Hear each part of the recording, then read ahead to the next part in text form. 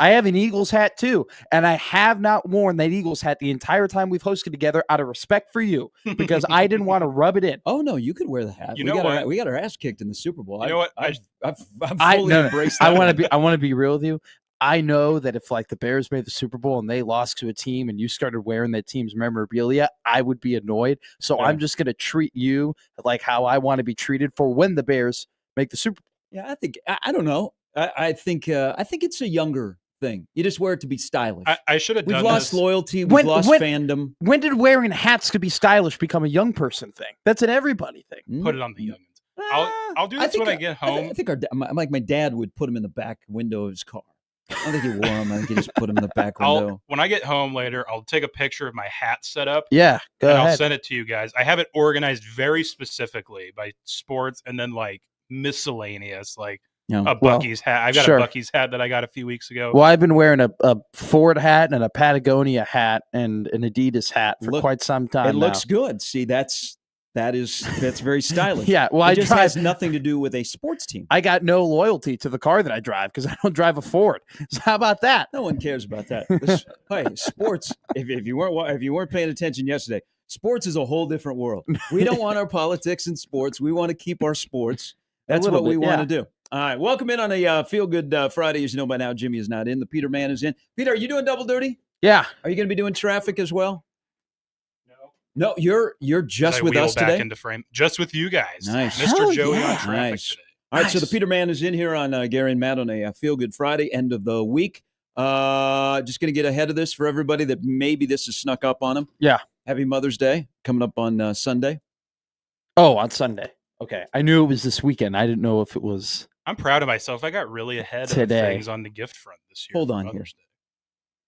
When in your lifetime has Mother's Day ever been on a Friday? Can I? What? Let's. You talk about this. You have planned something for your wonderful mom, right? I have. Okay, we're good. I have. Okay, we're good. I've been nicely using. Done. I've been using this online website for the last 2 years to send her chocolates. Oh, nice. Shout out Mark Vale, who's a very, very good friend of mine who introduced me to said website because I was like, this was the first time I wasn't home for Mother's Day. Mm-hmm. And typically we go to Fannie Mae, we get her chocolates or whatnot. Oh, that's cool. And so I've been using, I have to order them because they come like in a 2-day delivery. So I can order them kind of whenever. But yeah, that's what I do. Of course. But at the same time, I don't know a lot about Mother's Day other than it falls on a weekend and we just celebrate the whole weekend. I didn't know if it was specifically today or if it was Sunday or if it was Saturday. Because if it was, she would be up right now and I would need to send her a text immediately. Maybe things changed during the COVID time where we changed the date, but has that never been a case? I'm still in the young infancy of like I have to have dates on my calendar, remind myself of holidays and special events. Like I started putting Mother's Day and Father's Day are on Sunday. You can celebrate on the weekend. You can even start today, but technically they're not on a Friday. So that's the thing. We start today, but I now started putting birthdays in my calendar. Okay. Because I missed a couple this cycle. Obviously not of the big four, my mother, father, brother, and sister, but like grandma's birthday, I was like, oof, I know it's in this time frame. I know it's in this 5-day period. I don't know which one. Oh, really important, like first cousin, who's basically my sister. Like, I think we're here. I had to start putting dates in. All right. Got tough. As you get older, you forget about birthdays, even your own. I've now noticed that less and less people are wishing me a happy birthday on my birthday. Yeah. Like this year was like the all-time low.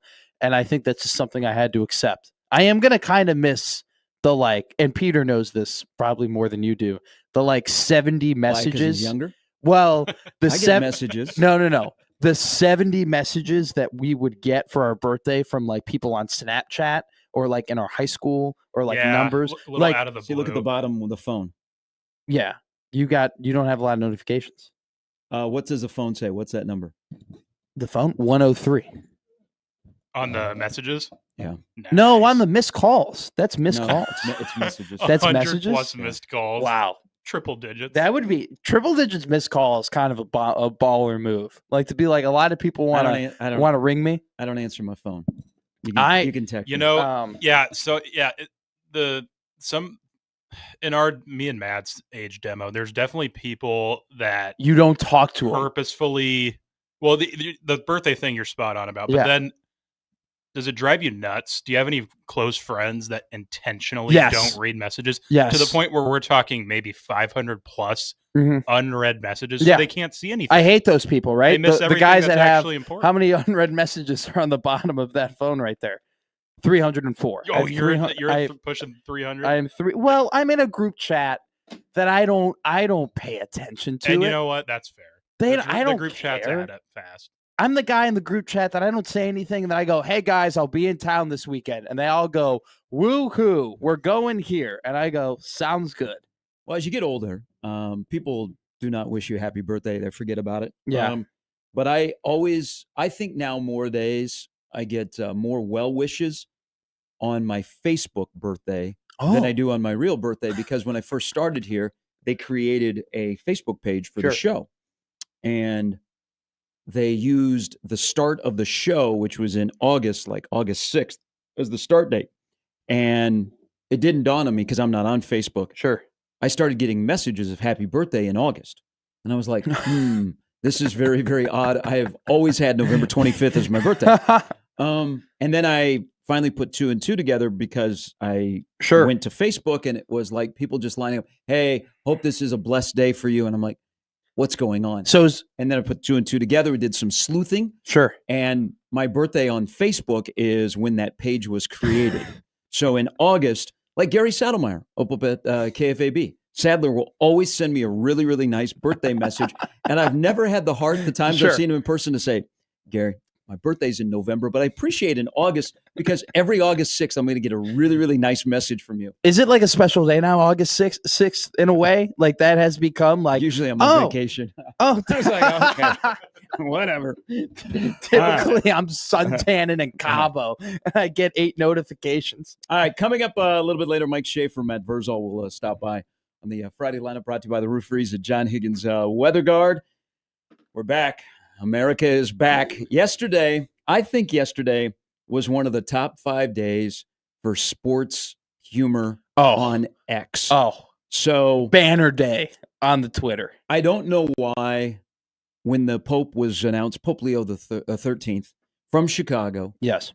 That when he was announced and they pulled back the drapes and he came out to have his first message to the people in St. Peter's Square, is why he did not come out to the Chicago Bulls Open. Why did Sirius not play? Because that would have been classic. But it was a banger after a banger day of, I mean, listen, when I was younger and growing up in the Catholic world, when you'd have a pope, you'd be all into it. And once there was white smoke yesterday, I went, and so I watched the whole thing, and it's pretty powerful. And it's pretty damn cool that the Pope, for the first time in 2,000 years, is from America. And he happens to be from Chicago, and he is Chicago's Big Ten Pope, which the Big East will take credit for because he went to Villanova, and it really sucks for DePaul because they lost another recruit. They let a guy get away from Chicago and go to Philadelphia. But it was just one after another yesterday. It was. Of where everybody was trying to one-up you. I think yesterday will go down as one of the top 5 days in sports humor on X. Thank you, because we were all this together. Great. We fight on X, okay? We fight, period. We Draymond Green everybody. Yeah. But yesterday was a day that we came together and everybody was trying to top everybody when it came to humor, and I was here for it. People were catching strays right and left, from Shador to your Bears. Well, the Shador strays were funny. I'm going to be honest with you. I didn't care. I thought it was hysterical. I thought it was a great little thing. It does not matter that Chicago got a Pope before they got a 4,000-yard passer. Which, can we talk about that? That is really crazy. You've never had somebody throw for 4,000 yards in the history of the Chicago Bears. Yeah, man. 4,000 yards. I love a halfback dive. I love a 2 tight end set with a fullback. In the NFL currently, how can you not throw for 4,000 yards? Gary, have you ever heard our fight song? Team. Have you ever heard our fight song? Remember the way you thrilled the nation with the T formation? All right. It's not exactly like the air raid has been in our repertoire for the last, what are we at, 104 years now of being a franchise? Yeah, it's tough. I can't wait until it's, third, it's 2nd and 4, and Ben Johnson lines up in the 5 wide, and every Bears fan is like, "What is this? Why are we not running the ball? Why are we not in the eye?" No, Daaaaa Pope, big deal from Dalton, I Illinois. want credit. I think I was the first to do that tweet. Daaaaa Pope. I think everybody was the first to do that. I got thoughts on that because there was a lot of stealing yesterday. Yeah, there was a lot of thievery. There was a lot of and even if you were connected with the X, you could tell which friends in the group chat were stealing what tweets and putting it in there. I guess we had a local little Big East Vatican something tweet. Oh, really? Yeah, somebody locally did it first, and then somebody almost had the same exact national tweet. They cut. No, it was local. Oh, really? They cut and paste. Well, here's the thing, too. But here's the thing: if you are in the jokey world, and there were a lot of Pope memes, and it's pretty damn cool. Also, I believe that he is lying, or his brother is lying about being a White Sox fan. I don't care that there are pictures in the Chicago Sun-Times of him. He's in a Sox fan. He's being at the Chicago White Sox World Series. I believe that he was held there against his will. He lived in Peru for a long time. He had come back, and people are like, "You've got to go to the White Sox. Need some divine intervention against the Astros. You have to come to the South Side." I still believe that he is a Cubs fan. I believe that his brothers are lying. Sure. I believe that when they do a sit down, and I don't know who will do the sit down, Kristen Welker maybe, or it should be a sports person. Or Barstool Eddie. That they will get to the bottom of this. I'm just going to go with the idea that he is a Cubs fan. But the humor part of it and stealing yesterday, and I'm not wound up about this, but it is kind of funny. But when it comes to a situation like this where we're all engaged on the same exact thing, if you are not the first to do it, don't do it. Resist. Yes. Resist. Absolutely. No, couldn't agree more. The funny thing is that when the White Sox, first off, I had some of the most Chicago conversations of my entire life yesterday with people. Nobody gave a damn. He's a tavern pizza guy. Well, did you know that? Nobody cared about the fact that he became the Pope. It turned into this 40-minute saga that everybody was trying to figure out what high school he went to. Okay. Everybody in Chicago, we were trying to figure out, wait, where is his true allegiance? And then we found out that he was actually the president of Providence Catholic, who's in the Chicago Catholic League, who I played a lot. I played Providence Catholic a lot in high school hockey. He was the president there. Let me tell you something right now. Providence Catholic, power in football and hockey. You need a Pope who's got some athletic department experience, who's been able to lead a program to great heights. So I think it's a great hire by the Vatican in that regard. Now, it is. They hired him. I mean, they signed him to a long-term deal for life. It's a life deal, right? What is the pay to be the Pope? I don't know, but that buyout has to be massive. I mean, it's got to be. He's got to be protected, right? I think there's only a buyout if you force a buyout, or you are no longer the Pope, because you are. Up in Pope heaven. It's a lifetime contract. I mean, everybody knows that, and so you got to make sure that you're properly compensated. And I hope it adjusts for inflation as well.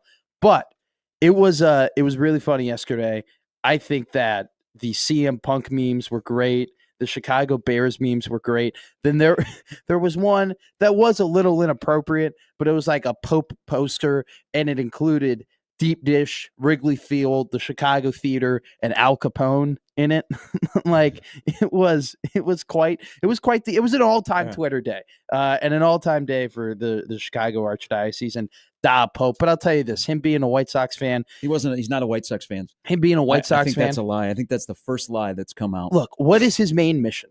To help the needy, to help people who need it. And so it's obvious that out of the goodness of his heart that he would go ahead and root for the White Sox. He makes more sense to be a Cubs fan because you have to have long suffering. Even the White Sox winning in 2005, they have been in that span. Yeah, it wasn't good. Yeah. But he's a Cubs fan because you can't suffer that long and not get to the point where your brother's in arms. And I think it's ironic that a guy that is from Chicago was elected by Cardinals.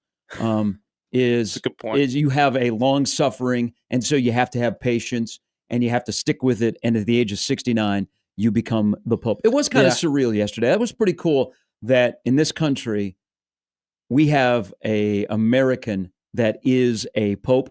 But I love the Pope memes. I love that Shadur Sanders caught some strays, that it only took 2 days to draft a pope. It took 3 to get to Shedeur Sanders. And there were so many things that were so Chicago that are being revealed about the new pope and his brothers. One lives in Southwest Florida. Whoa. Another one lives in Chicago. His brother is a Chicago tree. Oh. I mean, I don't know where they came out about him being a Cubs fan. I mean, he's been a White Sox fan his entire life, you know? There was someone who called into a local Chicago radio station pretending to be the Pope. And I'll just steal what they said. He goes, "Yeah, I'm in the Pope mobile. Man, this is sharp."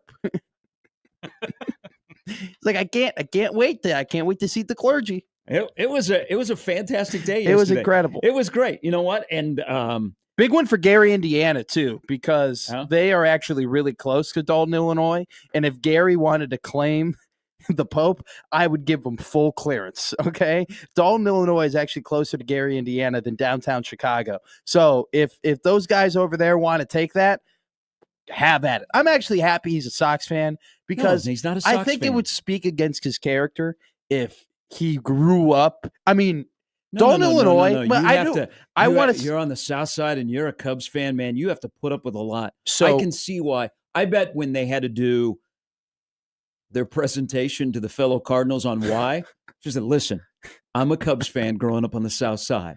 You don't understand how rough that is and how you have to persevere. And it's out there on the streets when you're at Cabrini Greens and you're wearing your Cubs hat. You know what? I'm telling you. When you're at Rico Benny's and you're in your Lou Piniella jacket." So my dad didn't grow up too far away from where the Pope grew up, which is kind of funny to say now. He grew up 20 minutes west of him.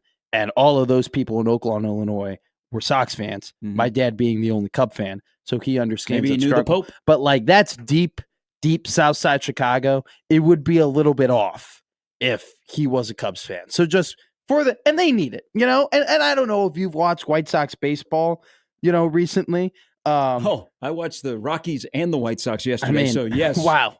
Why would you do that? Do you like torture? Killing some time. Are you a masochist? Just killing some time yesterday. They happened to be going on simultaneously. You might be the only man in America that voluntarily said, "Yeah, I'm going to watch the Rockies right after the White Sox." There's more watching for the Tigers, but they happen to be in Denver.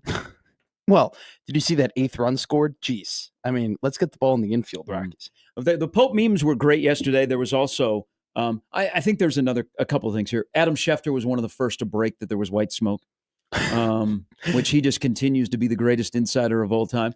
Is that better than Shams breaking that Trump had COVID? I think it even is bigger than Luka being traded to the Lakers. That there's white smoke. Pope greater than Luka. Yeah, I hope. I'm just saying. That was like world history that happened yesterday. There is also the mere fact of being in Big Ten country is that the SEC has no pope. They might have a guy that's coaching Kentucky, but they have no pope. We have a pope. The Big Ten has the Vatican. The SEC does not. The Big Ten just continues to win. Just winning every single day. It must suck to be in the SEC. Some people were trying, and some people on the station were trying to claim that him being a Big East Pope was cooler than him being a Chicago Pope. Okay. No, it's not. All right. Him being from like, if you're from that area, it's cooler than he went to a college that is connected to the conference. Like somehow Creighton has some sort of better grasp or claim on the Pope than the people who grew up in the same area as that guy did. Okay. I'm just saying, like, yeah, it's cooler. He's a Big East Pope. Well, So what happens if Villanova moves from the Big East to the ACC? So he becomes an ACC Pope then? Because he can never move from his hometown. Can never move from Dalton, Illinois. No, I'm just preparing my argument for Connor Happer. Oh, they were claiming him as a Big East Pope. Yeah, they were. Well, that it was like greater than Chicago. That it was like cooler than Chicago. That he was a Big East Pope. I think he's a Big Ten Pope. He just happened to go to a Big East school. Yeah, I mean, well, one of the questions I would ask him is, you know, Villanova lost in the FCS playoffs, sure, to Incarnate Word, and how was he feeling about that particular loss? Hey, Mr. Pope, what happens when Villanova plays Holy Cross? What were your stance be? I think you say Mr. Pope. I think you say your holiness, your high holiness. Pope Leo the 14th. Do you say Leo? Like what? Like when he or when Leo? As opposed to what? When he calls his brothers, like what is that conversation like? Yeah, Rob. He's still Rob. He's still Robert. Rob. Good to hear from you, Rob. Rob. But great day on Twitter. We going yesterday. to McGee's? How about Kelly's? Gene and Jude's. All right. Wow. Again, if you are not first to have the joke, don't do it. I agree. Because there are timestamps. I did text you though one of the Twitter jokes, but I knew that you knew that I didn't come up with that because the Bears one. Yeah. How can you guys not have a 4,000-yard pass? Listen to the song, T formation, baby. That's what we ran. That was our bread and butter. Did you see my tweet though? My tweet got no run. I thought it was pretty good. I did not. Which one was yours? Thanks, Peter. There was so much happening. I tweeted out. I like this one. I tweeted out, he may not be Italian, but this Pope definitely knows a thing or two about Italian beef. Italian beef. That's a good one. That's clever. You know, because the two favorites were Italians. Okay, Eric. Pizzazzoli and do you know who has the Carolyn? Single season passing record for the Bears? It's Cutler or Luckman. It's probably Luckman. No. Okay. Is it Cutler? No. Is it Kyle Orton? No. Is it Grossman? No. Is it McMahon? No. Is it Jim Harbaugh? No. Geez, man. Is it Trubisky? No. Fields. It's not Fields.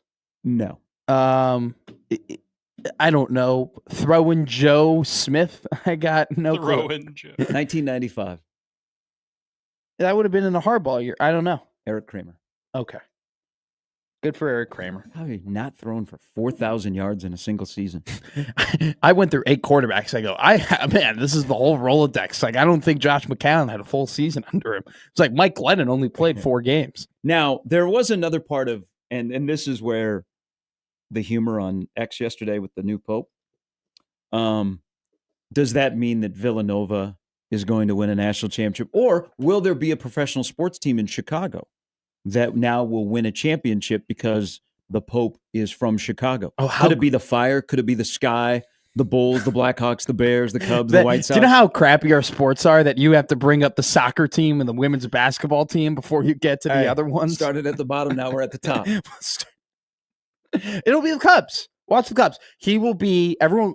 He's a Sox fan. He's a Sox fan, and then the Cubs will win, and we'll be like divine intervention. You know what's going to happen though.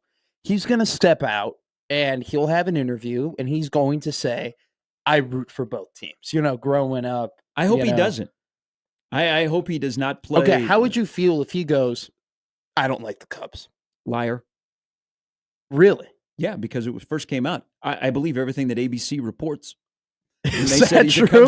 Is that true? They were the blind faith, Gary Sharp. They were the first. Hey, they were the first to say he's a Cubs fan, and then the Cubs put it on the marquee. Okay, how did they somebody in Leo's circle is not telling the truth. Someone in Leo's conclave, if you will, is hey, they got it out really quick that he was a Cubs fan. And I'm not going to act like I was like, Mr. Big J journalist over here, but I immediately thought, how the hell did they know so quickly? It's not like it's on his, it's not like it's on his spotted doing a beer snake. He was part of the beer snake a couple of years ago in the bleachers. It's not like Vatican.com exists and they have a bio for every Cardinal. And he's like, yeah. And Robert also loves going to Wrigley Field and rooting for the Cubs. No, they're going to talk about his work in Peru. Sean tweets in. My grandma was a Cubs fan. Oh, his grandma is wonderful. She was from the South Side. Hey, you know what? It's a tough life. There aren't very many people from the North Side that are White Sox fans. My whole dad's side of the family are South Side Sox fans, except for my grandma and her sisters. It was high entertainment growing up and visiting them to hear the back and forth. Now, part of, if you think that Chicago is going to be impacted and all of a sudden one of the professional teams is going to win a championship, I want to be reasonable here. If we don't make the playoffs this year, I was somebody who once asked Coach Osborne, have you ever prayed for a victory? Sure. I think it's one of the best questions he's ever been asked. God doesn't care about sports. Yeah, like in a serious convo. Yeah, we're in agreement with that. And I'm going to use an example because if God cared about sports, here it is. The New York Yankees would not have lost the 2001 World Series.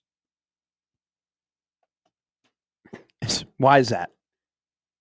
Because of something that had happened about a month earlier. Oh, I'm sorry. I didn't put two and two together. That is so bad on my He would not have allowed the Arizona Diamondbacks to win the World Series. But no, there is no but. Tebow had a really good run. I mean, he won a playoff game. I mean, against Pittsburgh Steelers. Right. Demaryius Thomas over the middle. Often running on a feel-good Friday. Weather's going to be beautiful. It is going to be nice. Also realized that all three red, blue, and black college baseball teams are home for the weekend. We can't do like staggered scheduling. No. The Nebraska, Creighton, and Omaha are all home this weekend. All three pretty important series for seeding in the conference tournament. And then they're done. Then it's over. Creighton and Omaha play Tuesday night at Tal Anderson. So this is your last weekend, unless you go to the Big Ten tournament or the Summit League tournament. Sure. So the weather's going to be fantastic this weekend. Why didn't we do that? Like, I felt like we talked about this on air and off here that whole year. It was like when they were home, everybody was home. Yeah. And you could not and then when they were gone, they were all gone. Yep. We got to do a better job. The last time that Ed Service comes out of the dugout at the old Chuck this weekend. We got thoughts on that as we roll till 10. Glad to have you in on a Friday morning at 1620 The Zone.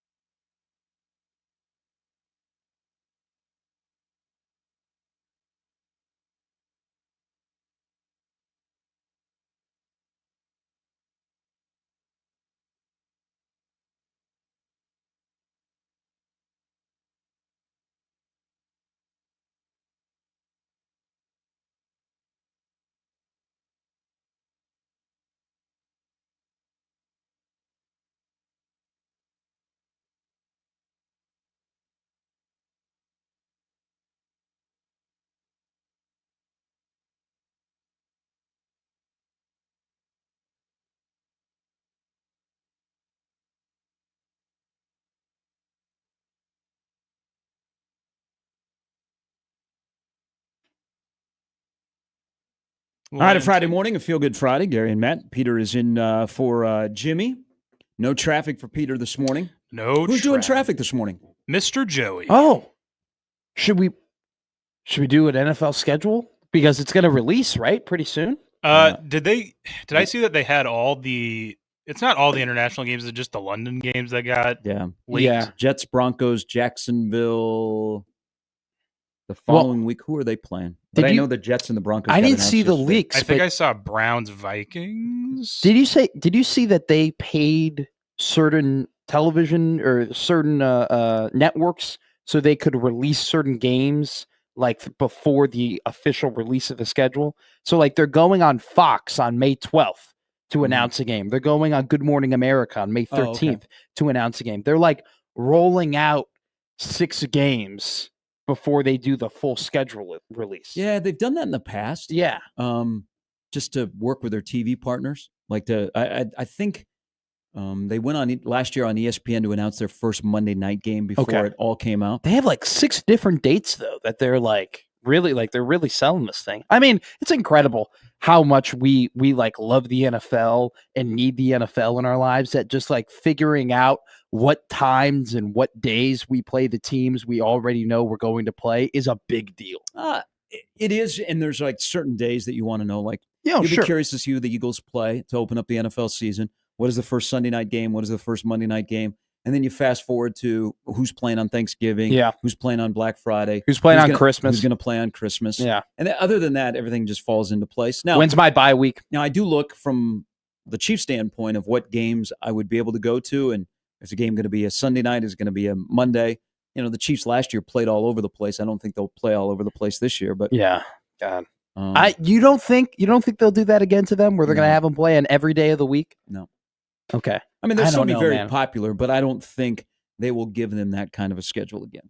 I really hope that we don't get the first game of the season, because I that's happened multiple times in my life already, where the Bears open up the year and they don't look good, and then you don't against the Super Bowl champion. No, we opened up the season against the Packers in 2021, and that was rough, and we looked bad, or 2019, and that like 3-day news period. You can't get out of that. You can't escape that. Like that's all everybody's talking about up until like you get to that B block on Friday. But you get the whole, hey, let's get the breakdown, let's get the rundown. This guy sucks, this guy's good, this guy's bad. I can't do that. I don't want to do that again. And I don't want to play the Eagles. The Eagles are really good. I think you got a good shot though. That's got to be on the table as the opener. It's them, or it's us or Detroit, I'm pretty sure. So I think they would more than likely roll with Detroit, because there is the interesting storyline now with the Lions about the whole, what are they going to do without their coordinators, you know, and is Dan Campbell that good of a coach? And like, you're going to get week 8, the Lions are going to be 4-4, and people are going to be like, Dan Campbell should be fired. He's a terrible coach. That's what, we're heading there. Speaking of, because we are in the month of May, so there will be the TV draft is either has happened or is about to happen for college football between the television partners in the Big Ten, which we didn't talk about this yesterday. So the amount of money that the Big Ten is making, and they're going to jump from 63 to 75 million. Crazy. And our favorite team benefits. So compared to, let's go back to the last year of the Big 12 to this past year, Nebraska made $51 more million in what they were getting from their conference with their TV rights. So that's from the last year of the Big 12 to this past year for the Big 10, $51 million more. And what has it brought? Hasn't brought a football championship, but as the money has been better and it allows you to do different things, the experience for the fans has gotten worse when it comes to trying to find your team and consume the product and how much it costs you, because then you gotta subscribe to Peacock, you gotta subscribe to some other ones. But as we get into the picking of TVs and TV kick times will come out, and we should get. Somebody told me yesterday that has a little bit of knowledge. The Friday games are not very far away from being announced from the Big Ten, which I think the UCLA-Nebraska game at the Rose Bowl will be moved to a Friday night. I've thought that for a while. You've had that read, yeah. I don't know. Nebraska has committed to one more home game on a Friday night, but it is between now and like 2030. Yeah. Someone asked me the other day, do you think Northwestern will be flexed to a Friday night? I don't think this year Nebraska will have a home Friday night game, but I think the game at UCLA has a chance to be flexed to a Friday. But I've heard that the Friday night games aren't very far away from being announced, and then you'll get some of the marquee games. So by the end of the month, the realtors that put out the magnet schedules will at least be able to start their production. I might what the kick times are. I might be in the minority here. You don't like realtors? No, I don't really have an opinion on realtors. You don't like the magnet schedule? I love a magnet schedule. The little ones where you can write the score in. I do. I feel on like a magnet. Okay, you're talking about the poster. You're talking about poster. Regardless, though, I feel like I've seen a magnet where you can, maybe I am thinking. Have you ever been to a? That would be a magnet I would like to have. Have you ever been to some recon? Been to a house and you see all the magnet posters from like dating back like 12 years? Like they just have them everywhere, and now they have like functional use. You're like, oh my god, like this is the Huskers 2008 schedule. Like this is pretty cool. Like look at the kickoff classic against Virginia Tech. Somebody's going to comment here because. Until recently, until I got a new refrigerator, I collect magnet schedules, and I just throw them on the front of the fridge. So up and down, I have magnet schedules. That's and so then I got a sick. brand new fridge, and when they came to put it in, they took off all the magnet schedules. No, they didn't like throw them away. Okay, good. But there was like a stack of them. So I have very limited ones that are on the new refrigerator. Yeah. But you had to pick out your favorite years. You're like, 83 or 99. I don't 01. I loved 01. I don't know, but that 07 season. I had a 2018 local realtor who she was putting out schedules, and I know her, and so she gave me one because I like the realtors that give out the magnet schedule, and I like the beer distributors that give out the posters that you see in all the bars. But then you go a step further that if you're writing in the score, you are a bar close to my heart. But if you're a realtor, and it's a good marketing tool to have a magnet schedule because they don't do pocket schedules anymore. Yeah, they're not easy to get. You want the kick times. You don't want to put TBA. So this is a big month for you to find out some of your kick times so you can put it on your magnet schedule. But I think we'll get the Friday games here soon, and then they'll space them out over the month. But I think we've narrowed in on one particular date because yesterday, and I don't know, the SEC has their conference meetings in Destin, Florida before the end of the month, and they have a lot on their plate.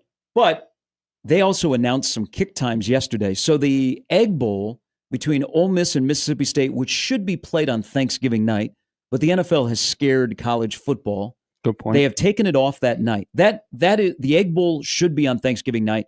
It is now going to be at 11 a.m. on Black Friday.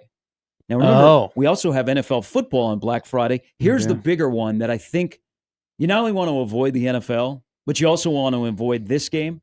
Texas A&M Texas is going to be 6:30 on Black Friday. Yeah. So 2:30. Nebraska, Iowa, back in Lincoln. It looks like CBS 2:30 would be my guess. Yeah, I think that's a good guess, which I'm a fan of. 11 a.m. Big Ten Network.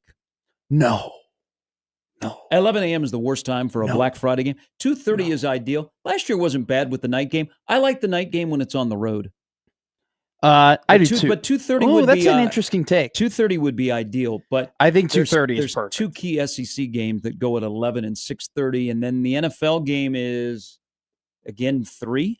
Yes. Is it at 3:30? It's at 3:30. Okay. So the 2:30 Black Friday game, I think, regardless of home or away, that's like the perfect time because I don't want to be at Thanksgiving dinner, like thinking about, hey, I have to get up at 7 a.m. Okay. Like I want to be at Thanksgiving dinner being like, I can't have one more glass of wine and one more serving of stuffing because I don't have to wake up until 9. Yeah.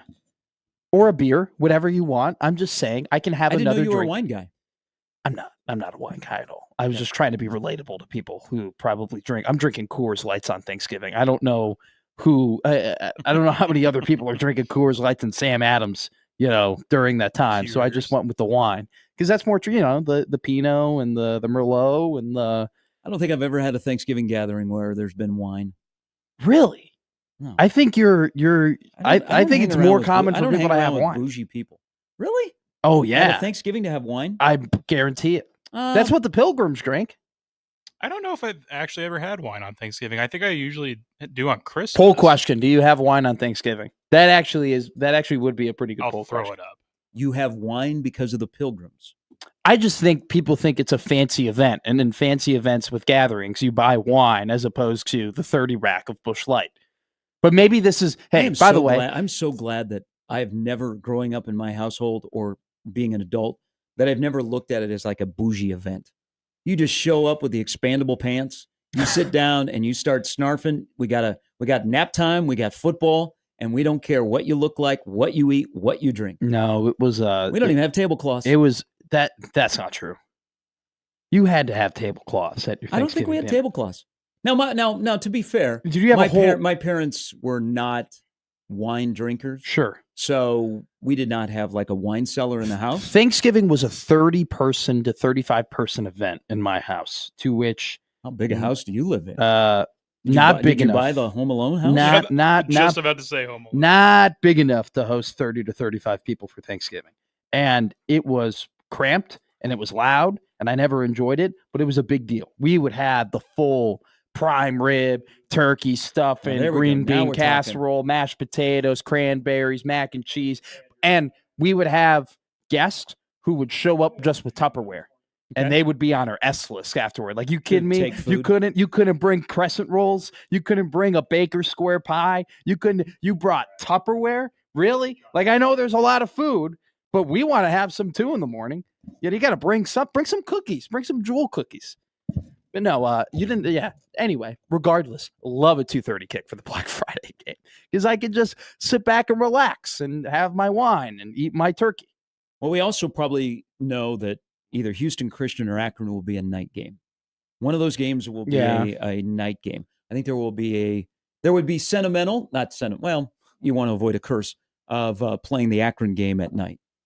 I think the opening game should Cincinnati be, or now. Are you talking opening home game? Opening home game. Yeah. The Cincinnati game is locked in. We just don't know if it's going to be 6:30, 7, or 7:30. Is when Nebraska starts at home, I think on the opening weekend of college football, not week 0, but week 1, the game that gets the most eyeballs is that Sunday night game.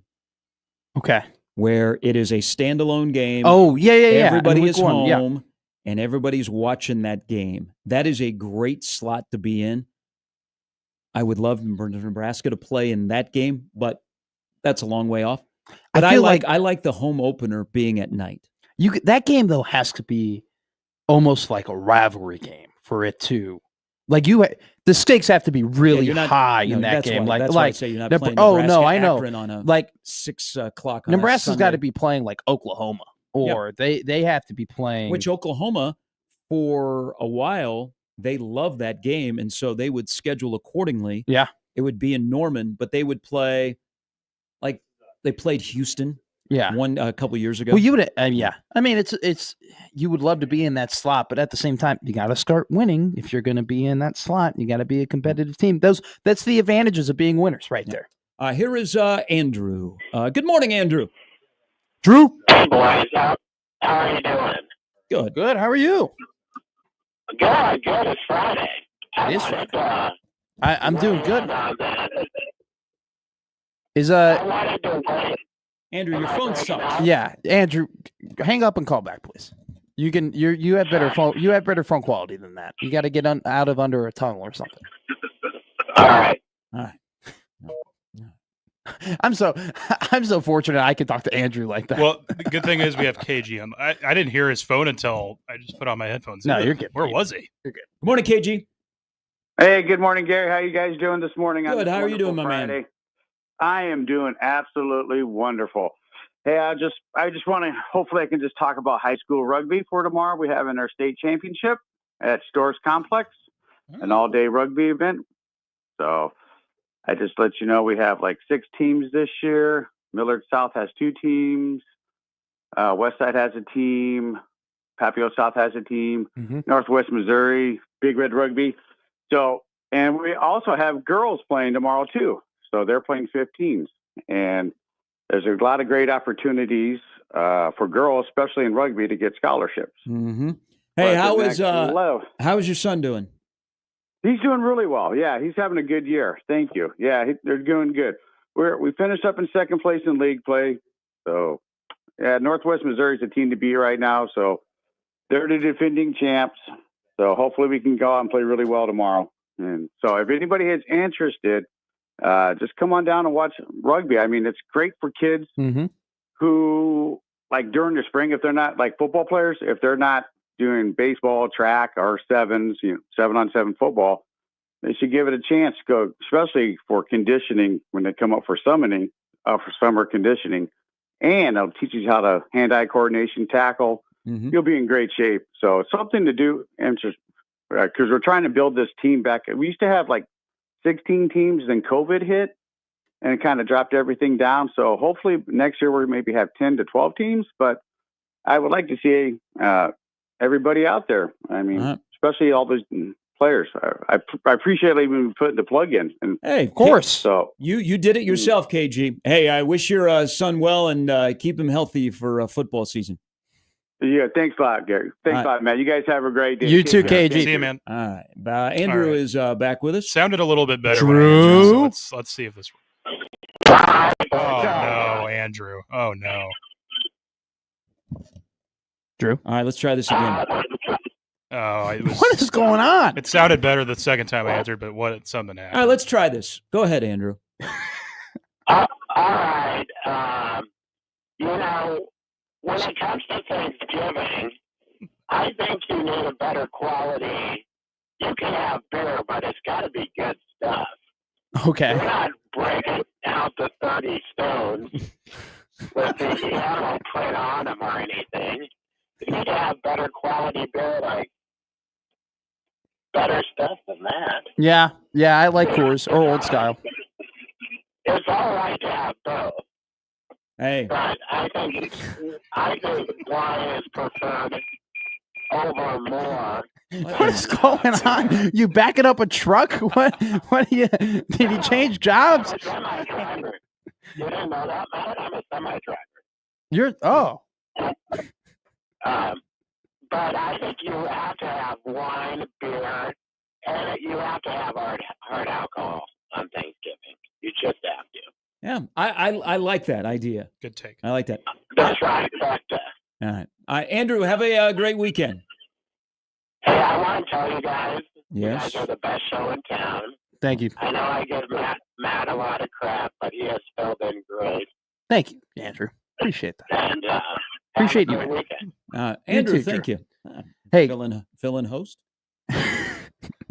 we're on I'm on a vacation here, extended vacation. Hey, can the Pope, can he make executive world orders by any chance? There's no ketchup on hot dogs? No, that there's Old Style in every bar. we make sure that happens. Now, priority one is Old Style. As fun as Old Style is, there's really only one place to drink Old Style. I'm not putting that thing down my throat at any place other than Wrigley Field. Okay, it tastes different outside of Wrigley Field. You wouldn't put it down at Murphy's? You wouldn't put it down at... Not even when I go across the street. Sluggers? Nope. You're not going to the Old Crow and grabbing an Old Style? Only inside of the ballpark. How about... I didn't have that when I went there. What's it the best comparison? There's really no comparison. It is Old Style, baby. It is its own thing. All right. You don't go down to Houndstooth and you're like, hey, I want an Old Style? No. Only one place. I was on the golf course and I asked for Old Style, and the cart girl goes, "What is that?" And I go, "Don't worry about it. Take a Miller Lite. It's okay." There's some beers that do not travel. They don't cross the Missouri River to come to this area. I would be, and I know you brought up that you can't find Old Style. Can't do it. We need Yuengling. Yeah. Okay. I agree. In Kansas City, it's everywhere. Everything stops at the border. Kansas City gets Buc-ee's. Kansas City gets a Whataburger. Kansas City gets Yuengling. Why can't it come north? Come on, Pillin. Come on, Ricketts. Whoever is in charge here. Let's make sure. Let's open the borders. Let's open the borders and allow Buc-ee's and Whataburger and Yuengling to come to Omaha. Okay, screw the rest of the state, but just to Omaha. All right, open up whatever we got closure. Let's get a canal. Let's build a canal. I-29. Let's open it up and let's bring those three things north. All right, we're over Make million. Omaha great again. Is Yuengling like Nebraska's spotted cow? Is that essentially what we're doing? Yuengling is just a banger, but you can only get it in certain places of the country. That's why when I go back east, it's fantastic. You can get it everywhere. You can get it on tap. South Bend, Indiana, have it on tap. First time I ever had a Yuengling was at a Notre Dame football game. Quite incredible. Yeah, we just need things across the Missouri River. They say that the Missouri River is the barrier to the east and west of America. They say that the Missouri River is the barrier for a good time. That's what they say. All right. A little bit later, Mike Schaefer and Matt Virgil will stop by at 1620 The Zone.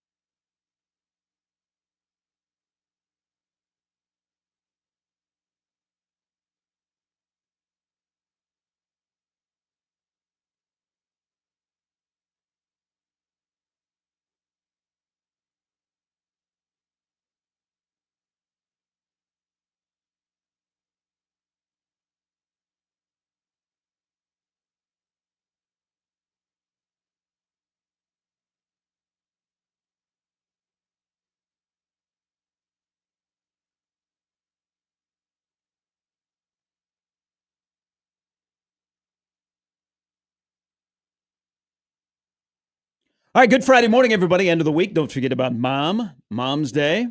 Yes, never forget. It's on Sunday. It's on Sunday. Yeah. It's just, look, Mother's Day, let me explain this. It's just a whole weekend. Like, there was never like, oh, today is the day for my family. It was the entire Friday, Saturday, Sunday, because she would always be running around with her hair on fire for 362 days of the year. Mm-hmm. And so she'd be like, nah, this is my weekend. Nobody does anything. Peter, you going to take care of Mom? Yeah. Yeah, I think we're going to have a zoo day. Oh. A little afternoon zoo trip. That's fun. Mom like going to the zoo? Brunch in the morning. Huh? Mom likes going to the zoo? She does, yeah. We have a membership.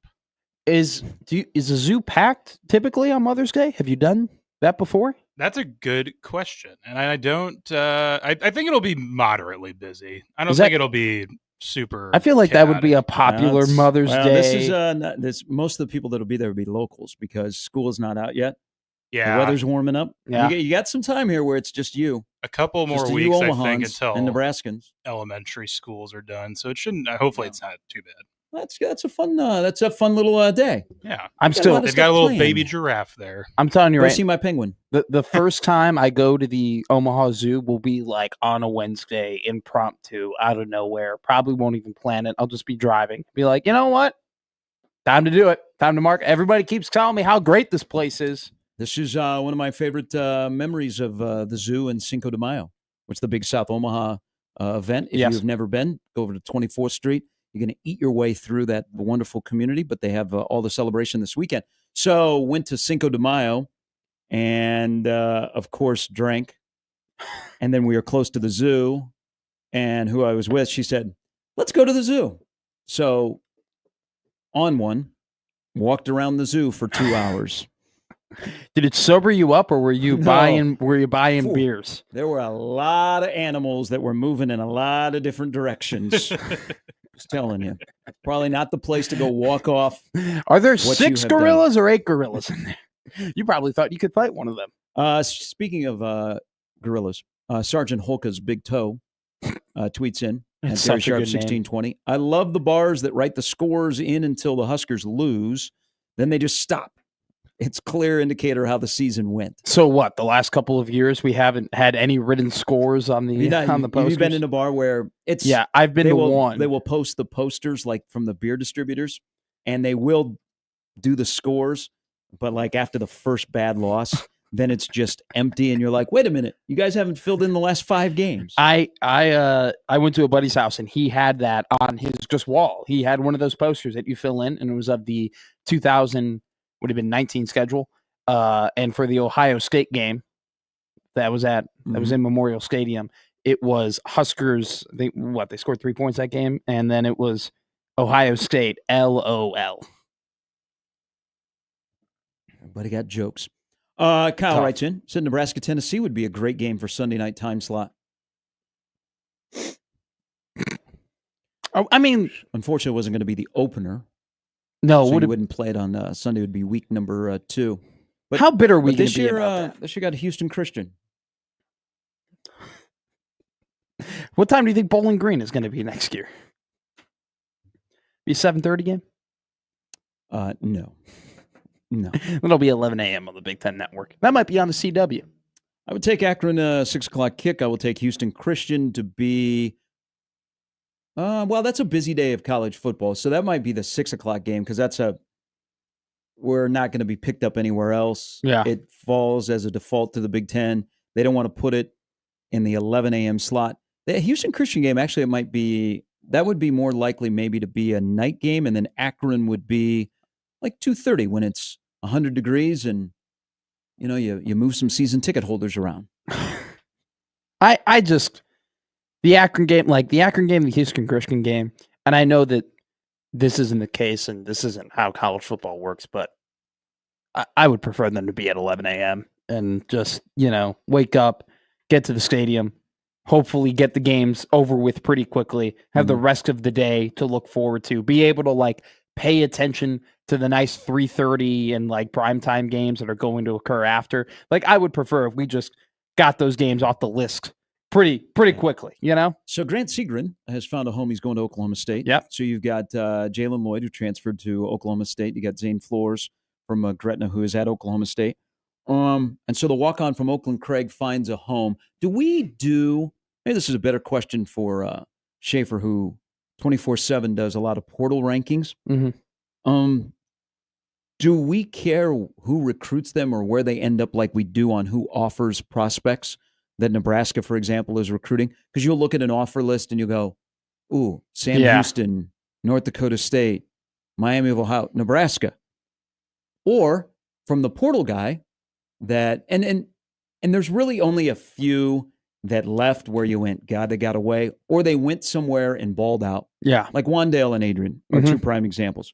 Ironically, both teammates. Luke McCaffrey, technically. Yeah. And I mean, not technically. Yes. Because, I mean, guy's in the NFL and he's playing in the NFL. Yeah. But, Nebraska, for the most part, players that have left here have probably gone down. They've either gone down a level or they've gone down a program. And you're like, okay, that's probably best fit for them.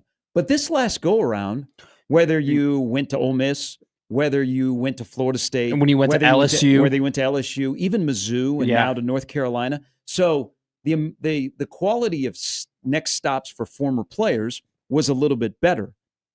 Oklahoma State, probably, I would say, even with Nebraska's program. I would say so. It's not, and I said this when he got into the portal, is that timing is everything. He's an offensive tackle. They see upside. There's going to be places that have openings, and they're like, well, we need linemen. So he's going to get offers that maybe, there's no way he was getting when he walked on out of Oakland Craig. But I do think you have to go, okay, all right, that's how they see him. So it's either you can use it as a positive or a negative if you're on the school that lost a player. Is like, yeah, we just didn't have room for him, but man, he's a baller. Well, so look at what we did. We recruited him, we got him, and now he's playing at a place that is a little bit better. Now, it's not across the board. Sure. But I just wonder if that's the general sentiment when it comes to where portal guys end up, because we do lose our mind about, well, why is Nebraska, or look at Nebraska's right there with Oregon and Ohio State and Michigan for a lineman. Well, I kind of look at Grant Segrin going to Oklahoma State as a positive.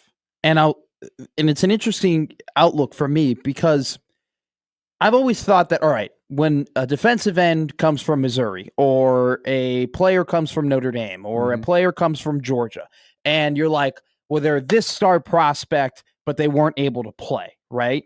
And you look at it that way, and I've always thought, well, now I know that Missouri for sure has a better defensive end than me, or now I know that Georgia's got a better left tackle than me. Now that I know that Notre Dame's got this better than me. Now the hope is that you take those guys and you develop them. But there has always been that kind of like negative feeling in a way that, hey, we're getting everybody's backups, right?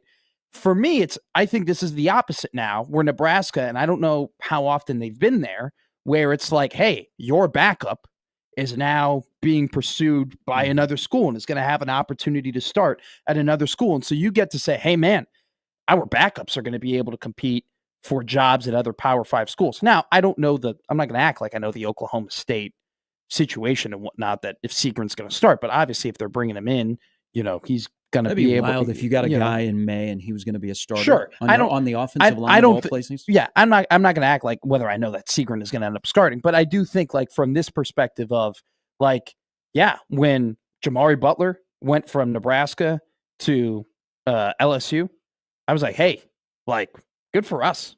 Like the fact that a talented team like that thinks that our defensive end can play on that team, can compete with that talent. It says that, hey, he's listed as a backup at defensive end behind a pretty good player in Patrick Payton. Yeah.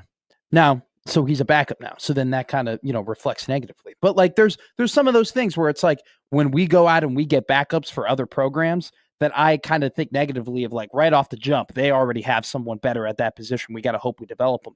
When these tables flip where we're able to give teams some guys who are going to compete to be able to be a starter, I think that, is one of those things where you pat yourself on the back a little bit. Hey, maybe we are building some good depth at the offensive line. Prince Will is slated to start at Buck linebacker for Ole Miss. See, he's going to be a dude there. He is going to be a dude there. Yeah. They got they're on the cusp of a playoff team this Mm-hmm. year, I think he's going to wreak havoc in the SEC. But then you have a guy like Gabe Irvin Jr. who he's third at Kansas RB3 State. at Kansas State, and we'll see what Dante ends up being at Kentucky. I would assume he's RB2 there. Thank God for ourlads.com. He is listed as a starting running back. Wow. The guys behind him. The guys behind him are redshirt freshman, redshirt sophomore, redshirt freshman. Yeah. I mean, Dante, I was upset when they got rid of Dante Dowdell just because I think that he's got a great short yardage back, a great goal line back. That's absolutely useful. And if he's a guy who can learn how to make guys miss in the open field a little bit more, can get him stepping, have himself stepping more left to right as opposed to just trying to truck through everybody all the time. I think he can be an incredibly dynamic back, even in the SEC.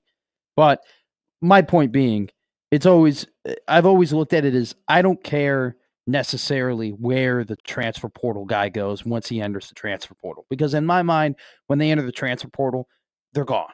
Right. I just act as if, all right, they're not coming back. But you still pay attention to them. Oh, yeah, absolutely. Yeah. There's still that bitterness. If they go out and they perform there's some guys I will root for because you get to know them. Sure. And it didn't work out here and you want them to have success. Like, people rooted for Adrian. Oh, I mean, and they should have. They rooted for Adrian. And I think once you got a full grasp of the situation, you rooted for Wandale, even though it sucked because Wandale went to Kentucky and balled out. Yeah. But Adrian is one of the main guys out of the portal that went somewhere else where people followed every single thing he did. I think the World Herald, still on Sundays, they used to do former Huskers that were head coaches, and they would do like their scores or the record or whatever. I think they'd still do portal guys that have gone elsewhere, what they've done on that Saturday. I bet that shows up in the Sunday paper. I mean, did they write about the Oklahoma Kansas State game where Adrian, upset Oklahoma? Like, I imagine that was a pretty big story. Yeah, I don't think they sent a report or anything, but yeah, it was covered. Yeah. Florida State's depth chart. James Williams. Well, there'll be a lot of people following him, I'm sure, is slated to start at one defensive end. He's ahead of some older guys. Really? Yeah. See, I don't know, but that's always tough just because with Tony's defense, you have so many guys who are running in and out and rushing the passer. And I mean, there are obviously guys who have way more snaps than others. So maybe, but I mean, James Williams is a guy that if he could improve his run defense as a defensive end with the move that he's got off the edge, could always thought. I mean, it was obvious he could be an effective defensive end if he could figure out how to protect the run more often. I mean, he's not an every down guy. Clint asked this question about transfers, and if you're just tuning in, Grant Segrin announced that he's going to Oklahoma State yesterday. I don't think, is there anybody else of note that is still out there? Because McAllister, so many memories of him as the punter. He's he at found Purdue. a home at Purdue. I don't think there's anybody else that's out there that's still searching. Did Barnes ever get picked up? Is he going to play football? I don't know. Yeah, that's the only other guy that really entered the portal that came to my mind. Yeah. Most successful Nebraska transfer. Away, Adrian and Wandale. Incoming, Trey Palmer. Incoming, Trey Palmer. Then I would say Samori was a really good. I mean, ended up getting drafted. O'Shawn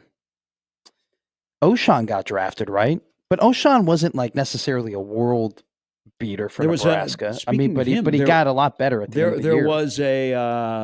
There was the anniversary of when we all got on the streaming service to watch O'Shawn pick Nebraska over Texas. That was the anniversary was just the other day. Was he like the first really, really big transfer, NIL transfer portal acquisition? Like he was. I remember when Nebraska got him, it was a big, big deal. And then he didn't get a black shirt, and then there was this whole like, oh my God, why didn't O'Shawn get a black shirt or anything like that? Transfer out, like I'll say this. And I know I already mentioned his name, but Luke McCaffrey, like going from we don't know if he's a quarterback or not, or we don't know where to put him, to then working his way eventually to get to Rice, right, through another stop along the way to then be what he was a second or third round pick by the Washington Commanders, and then is now looking as if he could be a legitimate part of an offense that is going to be some people's pick to like get to the Super Bowl this year. I mean, I think in terms of transfer out, he's been incredibly successful in that regard. But you also have to like measure the whole. Was it more like how realistic was it that Luke McCaffrey was going to have that same amount of success at Nebraska that he did at Rice? Like he was going to need to go to Rice in order to get those opportunities and get those reps. Now he also didn't. He wasn't a world beater at Rice. Yeah, but he ended up putting up the numbers and having the combine. I would say Adrian and Wandale are by far the two most successful transfers away. Now Clint follows up, and I think now he's with junior college because he said Randy Gregory. But Randy Gregory was a junior college transfer. He wasn't a portal guy. So Randy Gregory, Levante David would be, Mike Rozier is probably the number one all-time junior college transfer in the history of Nebraska football. Iowa JD writes in. By the way, huge day for red, blue, and black softball yesterday. They all won, all alive in their respective conference tournaments. Omaha going for a three-peat. Nebraska trying to get back to the NCAA tournament. Creighton upset St. John's yesterday. They were down 3-0. They beat number one seed St. John's. Great day for softball yesterday. We're now in a softball state. And a softball umpire has texted a question about O'Shawn Mathis. Yeah. Absolutely exposed in the Big Ten. Worst $600,000 ever spent. He got better at the end of the year, but he definitely wasn't like your return on investment was not very good. No, it wasn't. And the hype that came with that, because he was the first thrown guy. He was the first big portal spend money from the old collective. Yeah. To spend money. He streamed. Everybody got excited. You beat Texas. And he got here and was not as advertised. But you're already, like his last couple of games, he was a lot better. Like the Iowa game, his last game, he actually looked like what you thought he was going to look like. But in your return on investment, you're like, I don't know that we got it. But he's now in the NFL. Do you think that... Which might surprise some people that he is still on an NFL roster. Sure. But he's, been out a couple of years? Do you think that top programs like Georgia and Alabama and Clemson doesn't really bring in a lot of transfers, but now you could put Notre Dame, Penn State, Ohio State, Michigan. Do you think when players transfer from their teams, that they really get bitter when they end up playing well? Because I imagine that those it would be nice to be those fan bases to have a guy leave and then just know, our roster's pretty damn good. We got a lot of 4 stars and 5 stars here that it's going to fill in that role. Do you think those those fan bases too claim some of those guys when they don't end up playing on their team and then they go somewhere that's a little bit worse and then they end up balling out? I would imagine that it's no harm, no foul there. I would like to be a part of those teams in that regard. Well, I think it depends on what their departure is like. Sure. Like the Adrian and Wandale thing, people were pissed. And it wasn't necessarily at those two leaving. Mm-hmm. It was Scott Frost. Scott Frost forced them to leave Nebraska.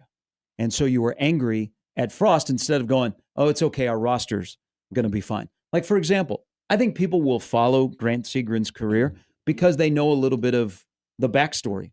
They became a numbers game.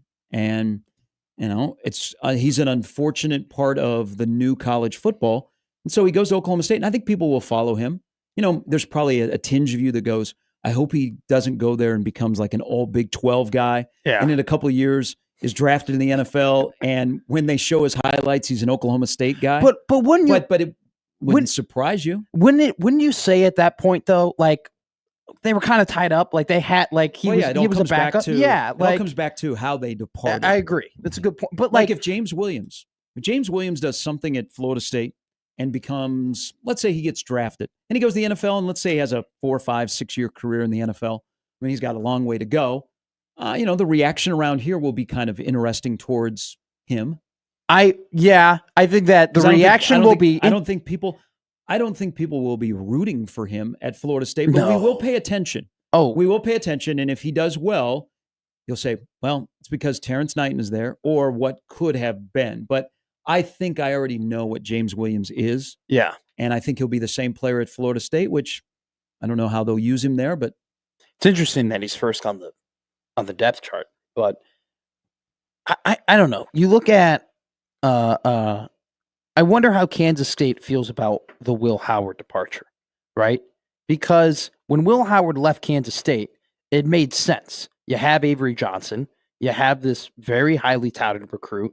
Mm-hmm. You know that you can get one more year out of Will Howard, but you're afraid that your recruit, Avery Johnson is going to end up leaving, entering the transfer portal, getting money elsewhere. So then you let him go to Ohio State, and Johnson, does not have the season that you were necessary. Doesn't have a terrible year, but definitely wasn't the player you were hoping he was. And then Will Howard ends up going and winning a national title.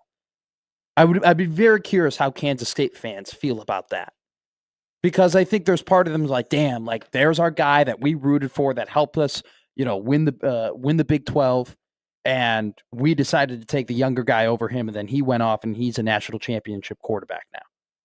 Well, there's Adrian Martinez is in this conversation as well. Yeah, surrounding Will Howard. Will Howard's first 2 years at Kansas State weren't good.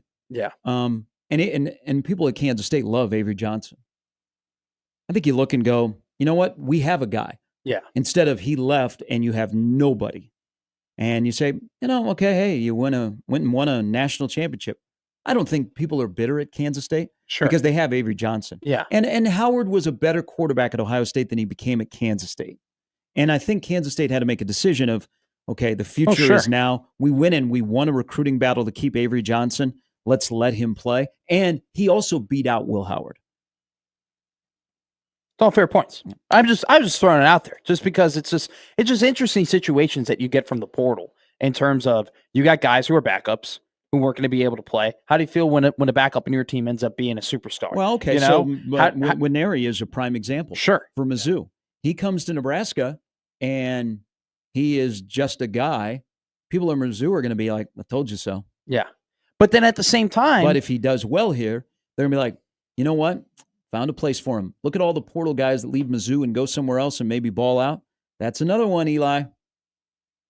Do you think even if Eli Drinkowitz starts, like even if coaches are winning games at a consistent level, but they have that track record of their backups or guys that they recruit go elsewhere and end up having better careers, how does that affect? If you're winning, it doesn't affect you at all. Look at Alabama. Sure. Look at guys that have left Georgia. Justin Fields left Georgia. He goes to Ohio State. Yeah. Did it change our opinion on Georgia? No. As long as you're winning and you lose guys that you're like, I don't want to lose him. As long as you have the next guy to replace him and move on, and you're not lamenting. That's why he's not a portal guy. Sure. But how long do you keep bringing up guys that are not here? How long do you go into your season? Like I keep asking, how long will we go that Ty and Nash keep getting brought up along the defensive line? Or you went into the season post Adrian. Well, he's doing work down in Manhattan. You go, God, if we had Adrian. Well, the answer to that question is just rooted in how much are you winning. Mm-hmm. If you're winning, you don't give a damn. Goes back to something we said. Yeah. Yep. I mean, got to take a break. A little bit later, Mike Schaefer and Matt Verzal will stop by on a Feel Good Friday edition. Peter's in for Jimmy. There's Matt and Gary. It's Gary and Matt on 1620 The Zone.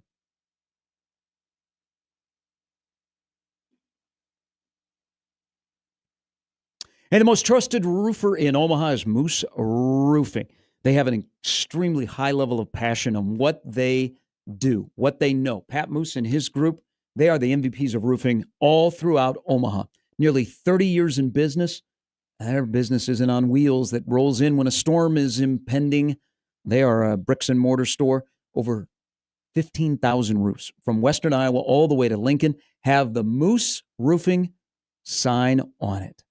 Right now, if you have issues with your roof, which the most important asset is your home, but you got to start with your roof, siding or gutters, Moose Roofing is the place to go. You can schedule a free inspection today, and this is how it happens. Pat may walk me through the process, and I've seen it firsthand. Their consultants come out, they sit down with you, they figure out your needs, then they get on your roof, they assess what needs to be done, they work with you, they have a plan, and then they go an extra step further that nobody else does as well as Moose Roofing does. They get with you and your insurance company, and they figure it out so they can get the job started to take care of you. Free roof inspection. They'll go through the entire roofing process. They do commercial, they do residential, they do repair. Maybe you're thinking about selling your home. Think about Moose Roofing and what they can do for you and what they have done for others. To schedule an inspection, call them today, 402-763-4851, or log on to the website, mooseroofing.com.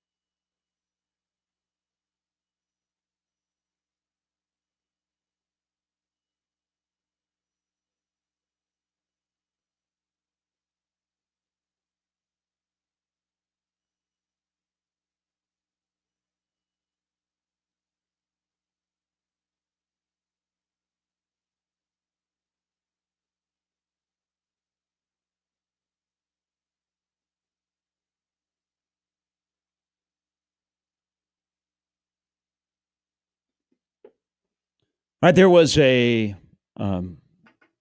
tweet that was shared yesterday. College football home. Tom Osborne in his career at Nebraska.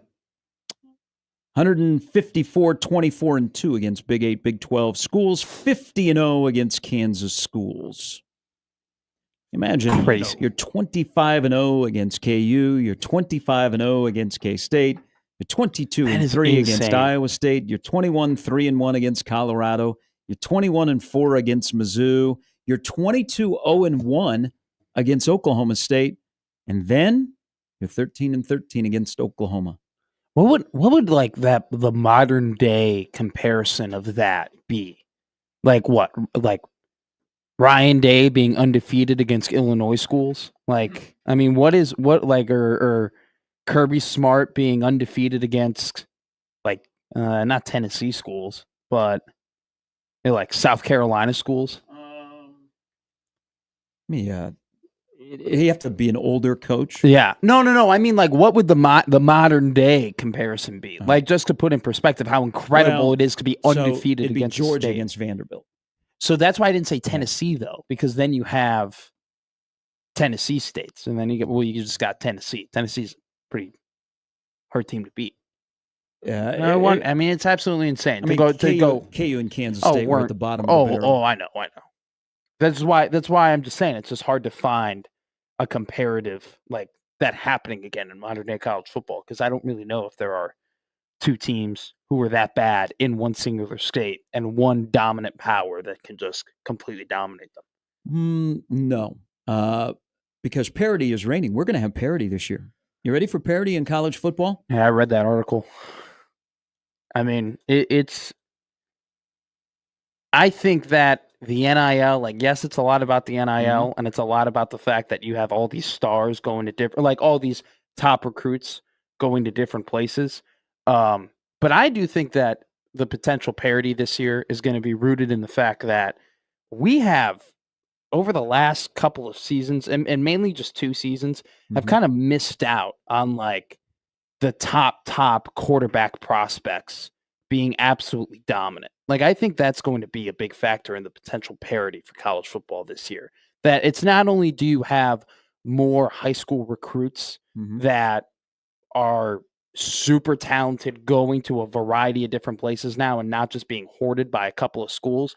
The fact that this season specifically, there's not a Trevor Lawrence, that there's not like a Baker Mayfield, there's not a Deshaun Watson, there's not a bona fide, hey, this is the top number one guy. Like the fact that, and I haven't looked at the Heisman Trophy ratings or odds recently, but the fact that Arch Manning, who hasn't started an SEC game, is your top Heisman Trophy odds guy, I think just speaks to the current state of where the quarterbacks are. And I think that there definitely is potential for quarterbacks that maybe are lower on your top 10 list, top 15 list, or maybe even quarterbacks that casual fans aren't aware of. It's just going to absolutely come out of nowhere. So I don't think Arch will leave after this year.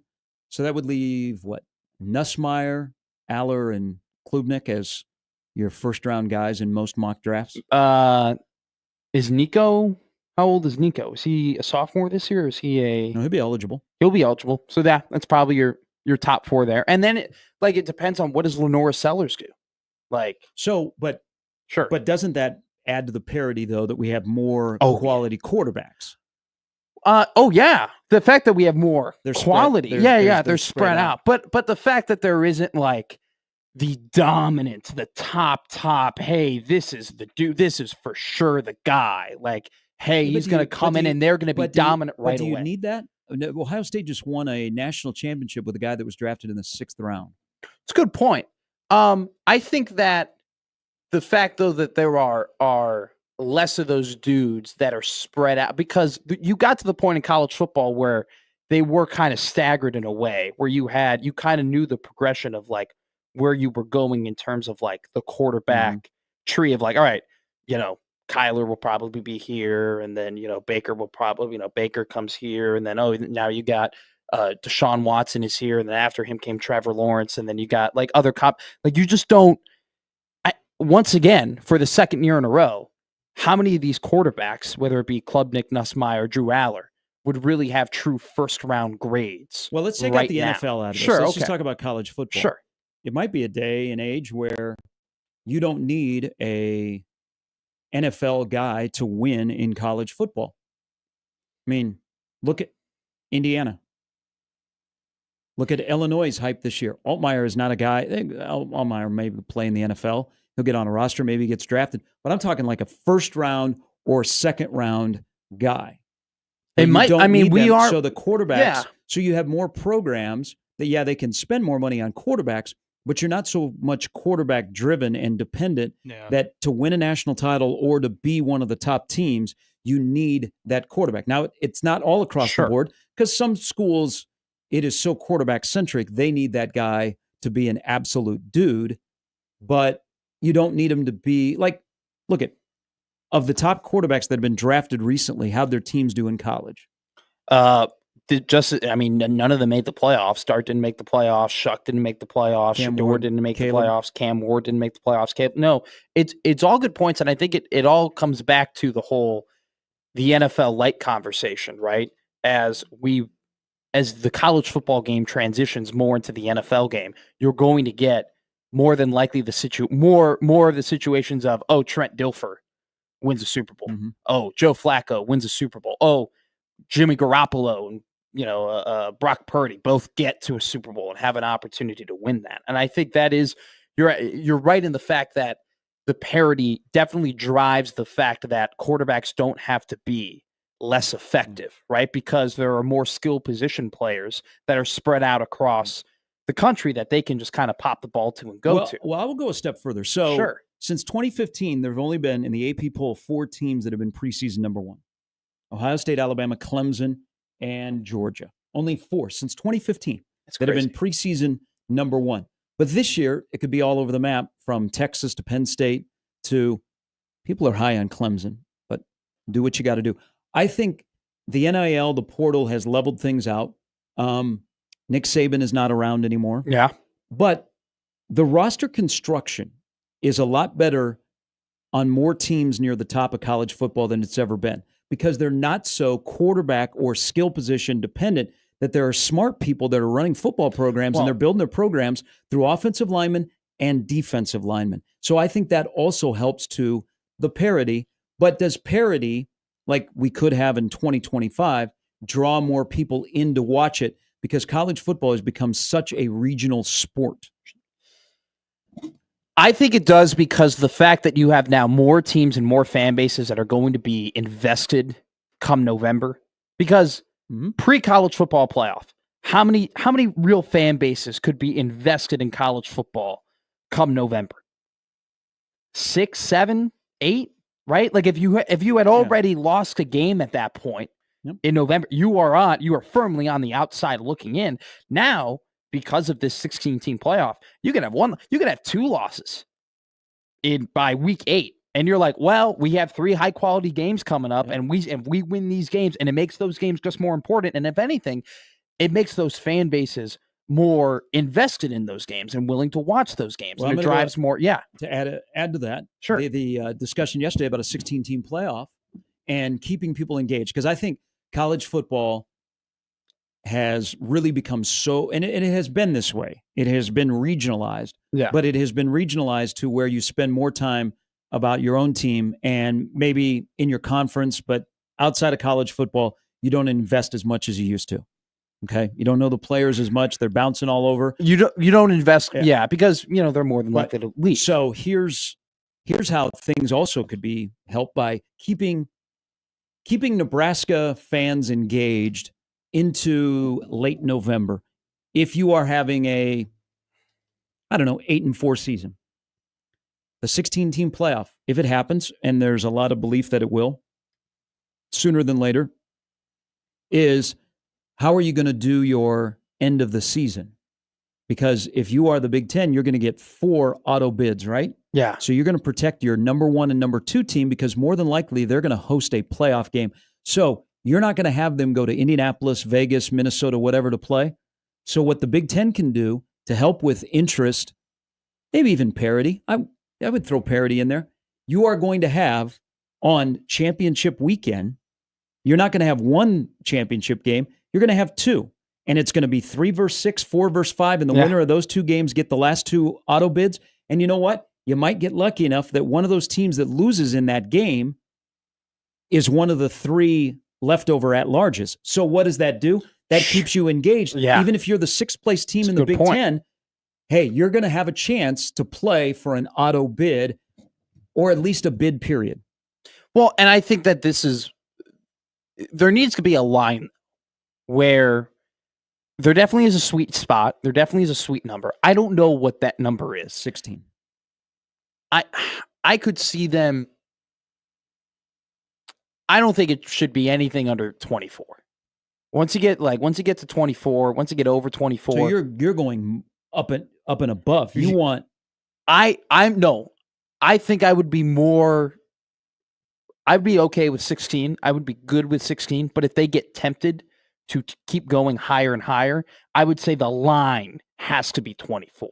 Because then you get to a point. I think 16 is our ceiling. Then you get to a point where it's just like, man, it's too many teams. Man, do these games really matter? There's 24 playing the number 6 team. Like, they're obviously the 6th ranked team is going to crush the 24 team.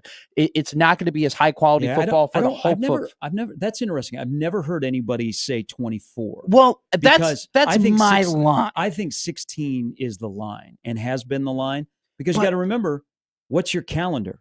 Well, so your calendar with 16, you already saw what it did with 12 and moving either up a week with week 0 or adding on another playoff week, and maybe you make your playoff game even a little bit later in the month of January. If you go to 16, more than likely you're going to have to do that. The reason why I bring up going higher than 16, but here's why I say I think 16 is the ceiling, and that's period. Because then with 16, you can have no buys and more home playoff games. I agree with 16, but the reason why I'm saying is that I wouldn't want them to go anything up above 24 is because what happens when they go from 12 to 16 and the ratings go up and the money goes up, right? They're going to think to themselves, man, if we can add X amount of more teams, we can get another extra game, which means more money for everybody. And it's one of those things where they'll keep riding if they can figure out all those other logistics, right? Which if there's enough money on the line, they'll try and figure that out. I think you would kill interest in the playoff because I agree. 17, 18, 19, 20, 21, 22, 24. You know what? Go and play in the Las Vegas Bowl. It's exactly you're not playing the playoff. That's interesting. I've never heard 24 mentioned. I just mention it as just a line of like, hey, if they ever do go up above 16, don't go up above that number, because that, I think that would be like the final number of like, all right, and once you get to, if they got to like 30 or 36, no, it would be awful. It would be terrible. But you know that if they go, that's a possibility though. If there's enough money, if there's enough money and they can figure out a way to make the logistics work. I mean, we've seen this. If there's enough money, why don't we just put everybody in a playoff? We have 134 teams play. And that would, but that is like, look at all the other pro leagues and what they've done over the last couple of years. Every single, other than the NHL, the MLB, the NBA, the NFL, have all expanded their playoffs because they know that it's worth the logistics to make that extra TV game, to make those extra dollars.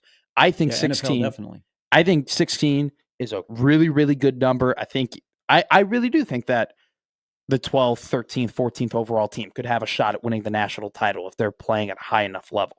Once you get past that number, though, like I hope that the exponential curve of making money to how many teams are in the playoffs and how many teams are on, or how many games are on TV, I don't think it could ever exceed 24, and I hope it doesn't. But I was just throwing that out there. So 4-4-2-2-1-3 is a great formula to have. So 4 SEC, 4 Big Ten, 4 Big Ten, 2 ACC, 2 Big 12, 1 Group of 5, and then 3 leftover at-larges, which Notre Dame could be one of those. So then essentially, so then you have the SEC and the Big Ten are playing for 2 spots. And then you get to the point too of, if you do your idea of 3 versus 6 and 2 versus 4, 3 versus 6, 4 versus 5. 4 versus 5. But that 4 team had a really, really good year, and then they lose to the 5 team.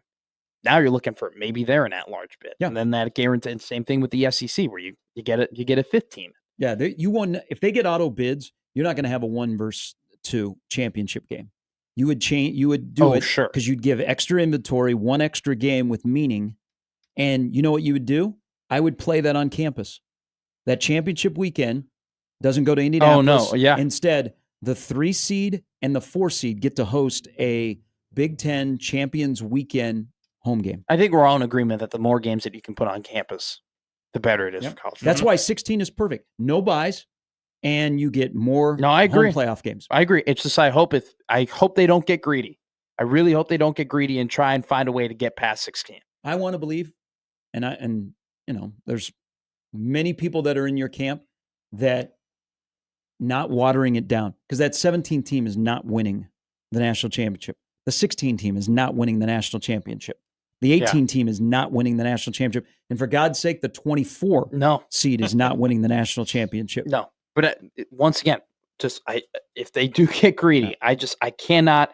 That's the problem. Parity is great. Having your team having an opportunity late into the season to win a title is great. I think where the game is going in terms of a competitive standpoint is great. It's just the top gets a little bit worse, right? And so then, it's hold that. We got to take a break. Okay, we'll take a break. We're a little backed up here. A little bit later, Mike Schaefer, Matt Verzel will stop by. We'll continue this conversation that will continue into June when the College Football Playoff Committee meets again. But yesterday, 16 was like, that's where we're headed. That's where we're headed. If Saban says we can go to 16, we can go to 16. I agree. Those are the rules. It's Gary and Matt on 1620 The Zone.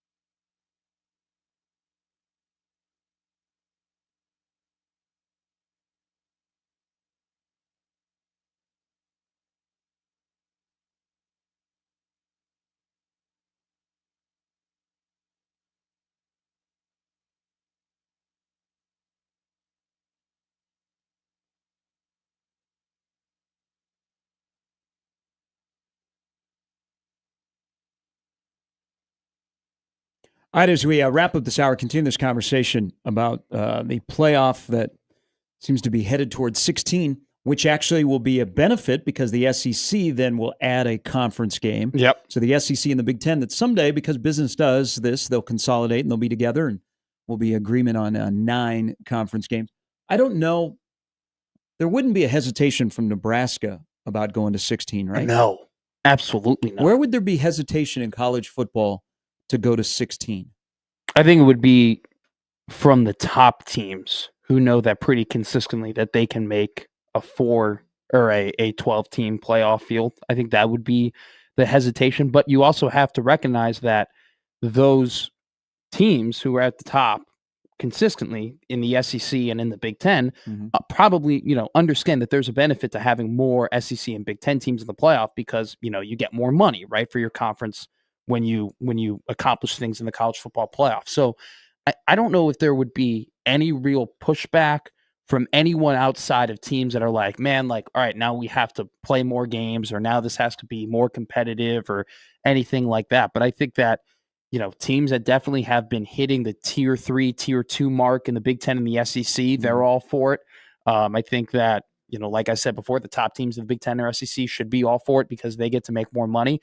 Obviously, if you're only allowing 2 ACC teams and 2 Big 12 teams in, they could push back and be like, well, maybe we should get more. But in my opinion, with where those conferences are going, they should be happy that they have 2 teams from both respective conferences. So, in the group of 5 school, they getting the automatic qualifying bid, I think that they know that they're probably not going to get any more real estate than that. So I don't think there should be any real pushback other than maybe some programs who don't necessarily desperately need conference money being like, hey, we don't want to play more teams in the playoff. But outside of that, I don't think there's any real pushback. I'd be all for that championship weekend. I think it'd be great. 3, 6, 4, 5. You have 2 bids that are up for the taken. And if you lose in that, you have a shot to be one of the 3 at-larges. Matt, that might be the stakes for that game would be huge.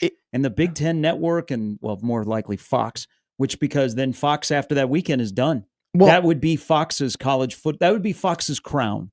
Sure. Would be that weekend. Well, on the Big Ten Conference. I don't think it would be Fox's crown necessarily because in this day and age of college football, what is the point of the championship game between the number 1 team and the number 2 team in your conference, especially if we're getting 4 automatic qualifying bids? How does it benefit the top 2 teams in the SEC and the Big Ten to play each other weeks before the college football playoff, other than it makes them look worse in the eyes of the committee and lowers their seed in a certain way? I think that it's not the crown at all. I think it's a phenomenal idea because now you add more teams in the Big Ten. I'm saying it's the crown the way Fox would promote it. Oh, because sure. That's their college football playoff. Because when that weekend's over, they're done. Oh, yeah. But no, I think it's a great idea. Because it just makes, not only does it have the interest of more teams in those 2 conferences, it makes sense. It just makes sense that you don't need the number 1 and number 2 teams in the SEC and the Big Ten playing each other. But for the 6 seed, and we know how tiebreakers can be and whatnot, and that'd be fun. You don't want a team to get in the college football playoff because they scored X amount of more points than this other team. Have them play for it. I think that now that's something that's going to take a couple years to roll out, but when it rolls out, I think it's going to be hot and it's going to be exciting. All right, a little bit later, Mike Schaefer, Matt Verzal stop by on this Feel Good Friday edition of Gary and Matt on 1620 The Zone.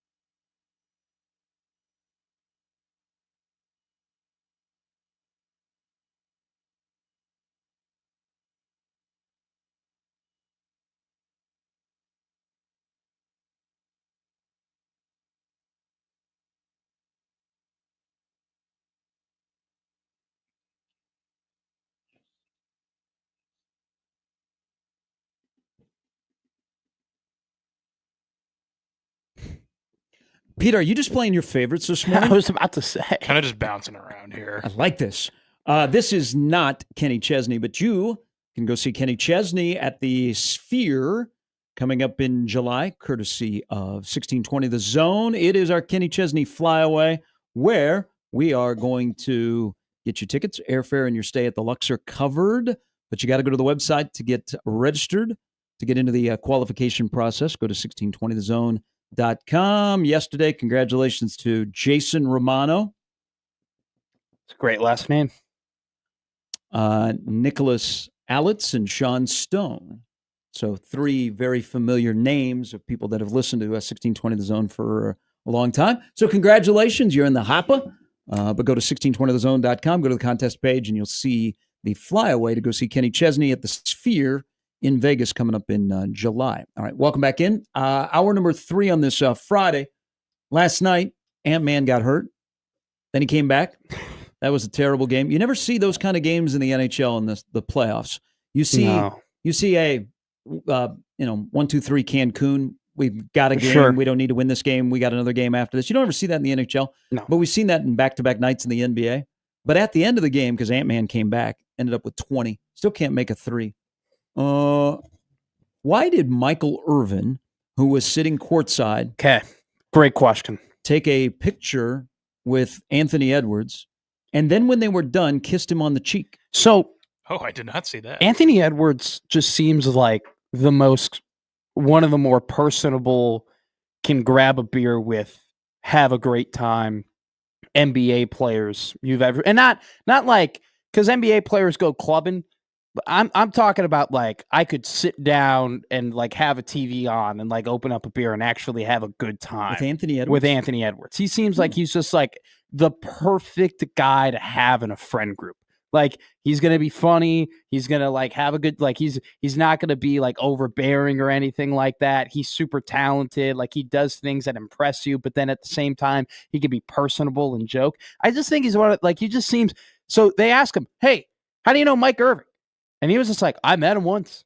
He's an OG, I take care of him. Good guy. Simple as that. Like, I thought we were going to get like he's my uncle, or it's like, he's my cousin's, uncle or cousin's dad or something. Like, I don't know, that we were going to get some sort of family tie or like his coach. No, he just met Mike Irvin and they got along great. And then now they're just like. But why did kiss him on the cheek? I think that's just Michael Irvin. That's just Michael what Irvin's he a does. Kisser on the cheeker guy? He's just a different type of cat. He a European guy? He's a different type of dude. Like, have you ever seen the Michael Irvin We're Losing Recipes? He's on like the NFL Network, and he's talking about how the Indianapolis Colts should have had a backup under Peyton Manning that could take over after Peyton Manning, that they should have had a guy who was learning from Peyton, and then when Peyton left, he's just ready to take the reins. And then he compared it to how we're losing recipes in the modern day because not enough of the daughters are in the kitchen with the moms and the grandmothers. Okay. And he's like, we're losing recipes. We got the little girls today not learning from mom. Like, it's so funny. It is one of the best just sport media moments that I've watched, because he goes from football to talking about like women aren't learning how to cook enough. That was his take. And it came out of nowhere. Like, nobody could have predicted that is where we were going when he started talking about the failures in the Indianapolis Colts. He's a different type of, the finger looking good. You ever see that one? Yes. This is a busy weekend of college baseball around here. Omaha has South Dakota State over at Tal Anderson Field. Creighton has a monster series against Xavier, which is for the battle for the top spot in the Big East. And then Nebraska has a rather important series against Michigan. Yeah, kind of important. Where the Wolverines have rolled in winners of 8 straight. Nebraska's trying to sneak inside of the 12. When do you think, so there's a little bit of an adjustment in the Nebraska-Michigan series, that the Sunday game has been moved up to 11:30. It was announced yesterday. Did Michigan just book their tickets to fly back to Detroit? That they waited? The first thing I asked myself. I mean, when do teams know that they have to adjust the start time? Because we're used to it around here.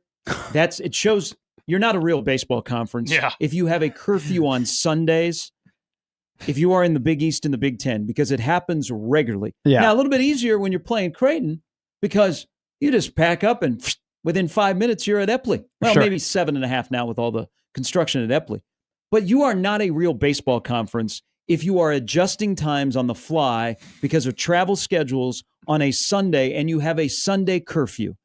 I can't take you seriously. But when do they know? It's because Michigan just didn't you know what? Hey, last second. Oh, we're going to Lincoln. We're not going to bus. So let's get on the Delta flights out of Detroit. Hey, Coach. Me and 6 other guys have an Intro to Swahili project that's due. It's our final. It's actually due at 7:00 on Sunday, and so is there any chance we can move the game a little bit forward so we can do our homework? Like that was the next option I thought of, other than can't get into Lincoln. You can't get out of Lincoln until this time, so we gotta. There's only 4:30 flights out to Detroit. Was it regularly scheduled for 1 or noon? I really don't. I do not know. I could not tell you. Because what's the new time? It's 11:30. I think it might have been a 2:00 or is that Saturday? Would you really move a game back? Would you really move it forward half an hour? I don't know what their travel schedule is like, but at the last minute. No, it's weird. Now, fair here. JD says that we had the Texas A&M Kentucky series, but they didn't adjust the start time. Okay, sure. Why are we? If trust me, I've been around enough teams. You don't just at the last minute buy tickets. Okay, when you are leaving. Do they keep it a secret from fans? I have no clue. I have no idea. Garrett cannot tell you why they felt it was necessary to move this game an hour and a half forward. Okay, so I'm gonna. Hey, kegs and eggs at the park though. Well, Mother's Day. Take mom to the yard where she should be. Are we going to a brunch? No. We're going to the Haymarket Park parking lot.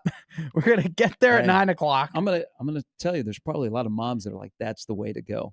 That is cool. I've grown up following all of you to all of your youth games. Now you're gonna take mom to tailgate at Haymarket Park. Buy me a hot dog. So I don't know when Xavier is leaving to fly back to Cincinnati, but they probably will have a curfew on Sunday, and especially if they get weather. Yeah. But that is also this weekend, and there's a lot of stuff going on with that series because it is also Ed Service's last weekend. It is the last time. There's a great story in the World Herald today by John Walker about Ed Service, and this is it. For 22 years, he has walked around TD, the Chuck, and that has been his home. Rosenblatt, the hilltop, the baseball field on top of the parking lot. And now this is his last weekend at home.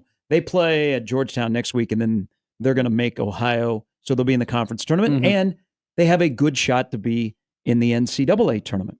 And, you have friends that played for him that are coming into town. Yeah. And there'll be a lot of memories, shared this weekend. Bishop has been with Ed for a long, long time, but it will be interesting how Ed's career is remembered. He's a good man. Yeah. He's a good baseball man. He's always been great to myself. He's been great to the radio station. He has been Mr. Creighton. And a couple of years ago, he didn't know if he was going to be back. I remember him standing on the field. They didn't make the Big East tournament. And they asked him about the future, and he goes, I don't know. And he didn't find out until the middle of the summer. He was in at the College World Series, and he had no idea if he was going to be back or not. They were recruiting and preparing for the next year like everybody was going to be back, but he didn't know. And now you have the awkwardness of last year of, okay, this is going to be it. We got a coach in waiting. I'm not involved in the hiring. They're going to be in my dugout. It's going to be their staff. How are we going to do this? And it's been a pretty good story because they're 32-13. But when it's all said and done, the remembrance of Ed's time and his 22 years, that's a long time to put on that same uniform, how it will be remembered. And I will remember him as a guy that took one for the school. In what way? How did he take one for the school? Their drop from the Missouri Valley Conference to the Big East in baseball was gigantic. And I'm sure his program, because they went all in on men's basketball and they had to, I'm sure that his budget got a little bit smaller as well. Yeah. The travel was a lot worse. They're busing to Indianapolis. So along with the wins, and you would hope that there'd be more trips to the NCAA tournament. They've only been to the NCAA tournament one time since 2012, and that was in 2019.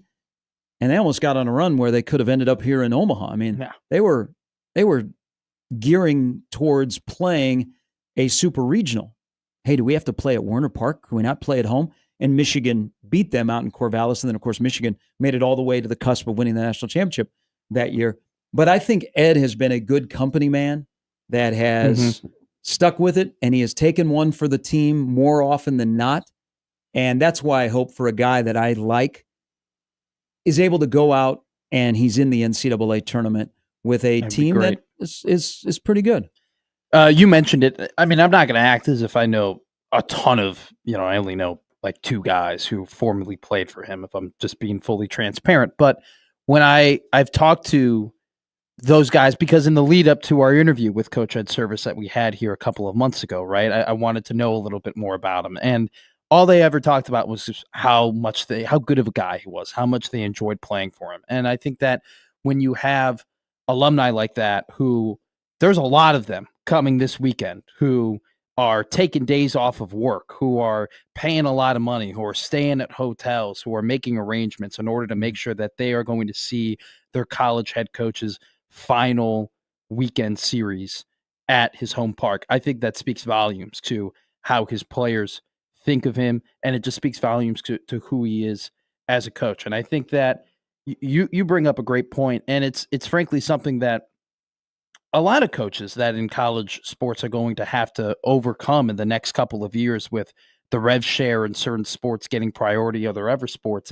It's really difficult when you manage a team in a certain way and you play in a certain conference and there's a certain way of doing things, and then you're told, hey, in order for the good of the school, we have to put your sport on the back burner, and then you still show up to work day in and day out and still try and do as good of a job as you possibly can when you had more resources, right? So I don't know Coach Ed Service personally, but through the interviews that we had and through the people that I know that know him personally, I just think that his legacy definitely will be just a just good man and a good coach. This will be an emotional weekend because, for sure. And the amount of players that are coming back, there's a lot on the line. I mean, they're playing to win a regular season in the Big East. Is also tonight will hit Ed pretty hard because tonight they will honor Chris Gratavville again, who played for Ed, and then, as everybody knows the story, I think, great family guy, great baseball guy, Chris Gratavville, who was tragically killed in 21. And at the time, he was the director of baseball operations. And so they will honor him tonight. And that is something that, whether you agree with Ed's record or how he has played the game and small ball or whatever, when I say he's a good man, and Ed's done a lot of stuff that doesn't get publicly recognized, that he does for former players, that he does in this community. What that program has done for the Gratavville family after that heinous act of that friggin' human being that took the life of Chris Gratavville, what they have done to keep his memory alive around the Creighton baseball program, I think is very admirable. And it's very on point for the kind of guy that Ed Service is. So you add that to this weekend. Yeah. I mean, I don't know. I think Ed's got teary-eyed a couple of times. Sure. Man, he's going to have a tough weekend. It's going to be an emotional weekend for him because Sunday it's done. Yeah. I mean, they're not coming back. And then, they finish on the road. They play at Creighton, or they play at Omaha on Tuesday, but they're not playing at home anymore. They go to the conference tournament. And then when the season's over, you come back into your office and you pack it up, and Ed is retired. How surreal is that going to be, right? In terms of living the life that he has lived for the last 22 years, being having that routine, doing what he does, and then one day it's just over. It's just you don't do that. Read the John Walker story. It's really, really good because you're right. He's done the same thing. He's put on the same uniform. He's driven to campus. He's looked out from his office and thinking, my God, are we going to get sued for practicing on this field? We actually, that was our home field. And now he's not going to, the new ballpark that's going to, is going up right now. He will not be the guy that's sitting in the dugout when they get something that's going to be really, really unique and, needs to happen for Creighton. So they're not stuck playing in the downtown day trader where it's, in 20,000 empty seats. So cool weekend. I know they've got a lot planned. They've got, I think, some surprises planned, but most importantly, it's a big weekend on the field for them to try and wrap up their regular season championship in the Big East. When we come back, there's a change in Lincoln when it comes to baseball that we will touch on. Mike Schaefer's got some thoughts. He was at the game the other night for the Creighton-Nebraska game. He did a great job covering that game. I know that Mike That's what he used to do. Yeah, Mike isn't typically the guy who's always doing it, but I was listening to the game, but I was also following his analysis. He was awesome. So Schaefer will join us coming up at 9 with a thought or two and a question about, do we have a decommit in Nebraska's recruiting class already on 1620 The Zone?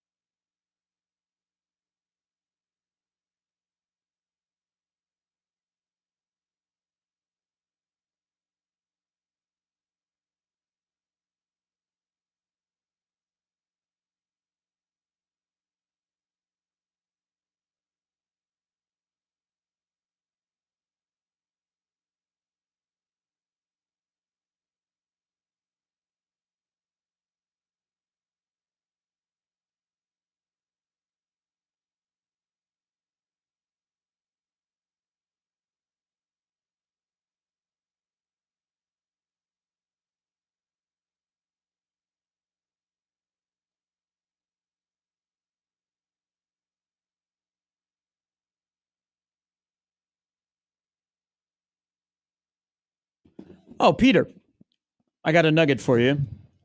So let's hear it. If you're a Colorado Rocky fan, you are 6-31. Your run differential is minus 109. Jeez. Lost 3 games to the Detroit Tigers in less than 24 hours yesterday. The Los Angeles Dodgers have 25 wins. Colorado, which is in the same division. Now, the division is pretty good at the top. Oh, Dodgers really have good. A game lead over San Diego, San Francisco, and Diamondbacks beat them last night. I think Diamondbacks are within 5. Rockies are a little bit further back. Right now, the Rockies are on pace to win their 25th game of the year on the 17th of September. That is crazy.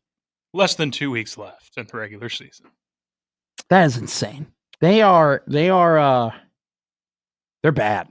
Like, they can't even play basic baseball at this point. Like, they struggle hitting cutoff men, and they can't get bats on balls either. Buddy Black. Somehow far, he is hung around. How far that franchise has fallen. What season is this for him? I'm not sure. Like 7 or 8. They've had 6 straight losing seasons. They're on pace for their 3rd straight 100-loss season. It's a been pretty there for a while. It's a pretty proud franchise with some 2017. Just Tulowitzki wasn't there too long ago, and Arenado wasn't there too long ago, and Trevor Story wasn't there too long ago. But they have Chris Bryant. That breaks my heart every time. I hate to see it, because when he wasn't hurt, he was arguably a top 5 hitter in the NL. I mean, not arguably, he was 16, 17, 18, and then 19 before he tweaked his knee in San Francisco. He was one of the best. He was one of my favorite Cubs. Period. End of story. It's sad, man. Not even close. But he got paid. He got paid. But did you ever think when he won the MVP in 2016 that he would be comparable to Chris Davis 9 years later? Nope. But did you think that Rizzo, Baez, and Bryant would have the end of their careers like this? Well, Baez is resurrecting himself in a way. I mean, Detroit is, granted they've played one of the easiest schedules in the MLB, but I mean, he's hidden. I don't know if he's still over 300, but going to center field has really, really helped them out. And that Tiger team, like I said, they're not playing great competition, but what do you want them to do, right? I mean, they're winning those games. So it's an interesting roster.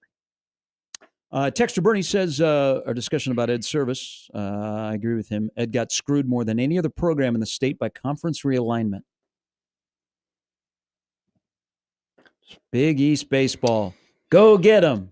Hey, you go from playing in a really nice stadium. That was a great Springfield in Wichita to playing at a goat track in Indianapolis against Butler. Hey, Ed. Hey, yay. You want orange slices? Guys, I brought Capri Suns. Go team. So in Lincoln. Yes, in Lincoln. Where Nebraska plays Michigan, and Michigan has won 8 in a row. Miss Eric Backich, but you have Tracy Smith, who took Indiana to the College World Series back in 2013. But Eric Backich hated Nebraska fans. So he got riled up by Nebraska fans, and when he was at Michigan, they developed a nice little rivalry, and the stakes were pretty high. Now he's at Clemson and may come to Omaha and make up to all the Nebraska fans. But Michigan is playing well. Nebraska tonight, Tucker Timmerman is the Friday night guy. Now, I'm very encouraged by Ty Horn, but I asked a question yesterday. They did not move Ty Horn to Friday because they wanted to keep him on regular rest. And so Timmerman, they move up to pitch on Friday.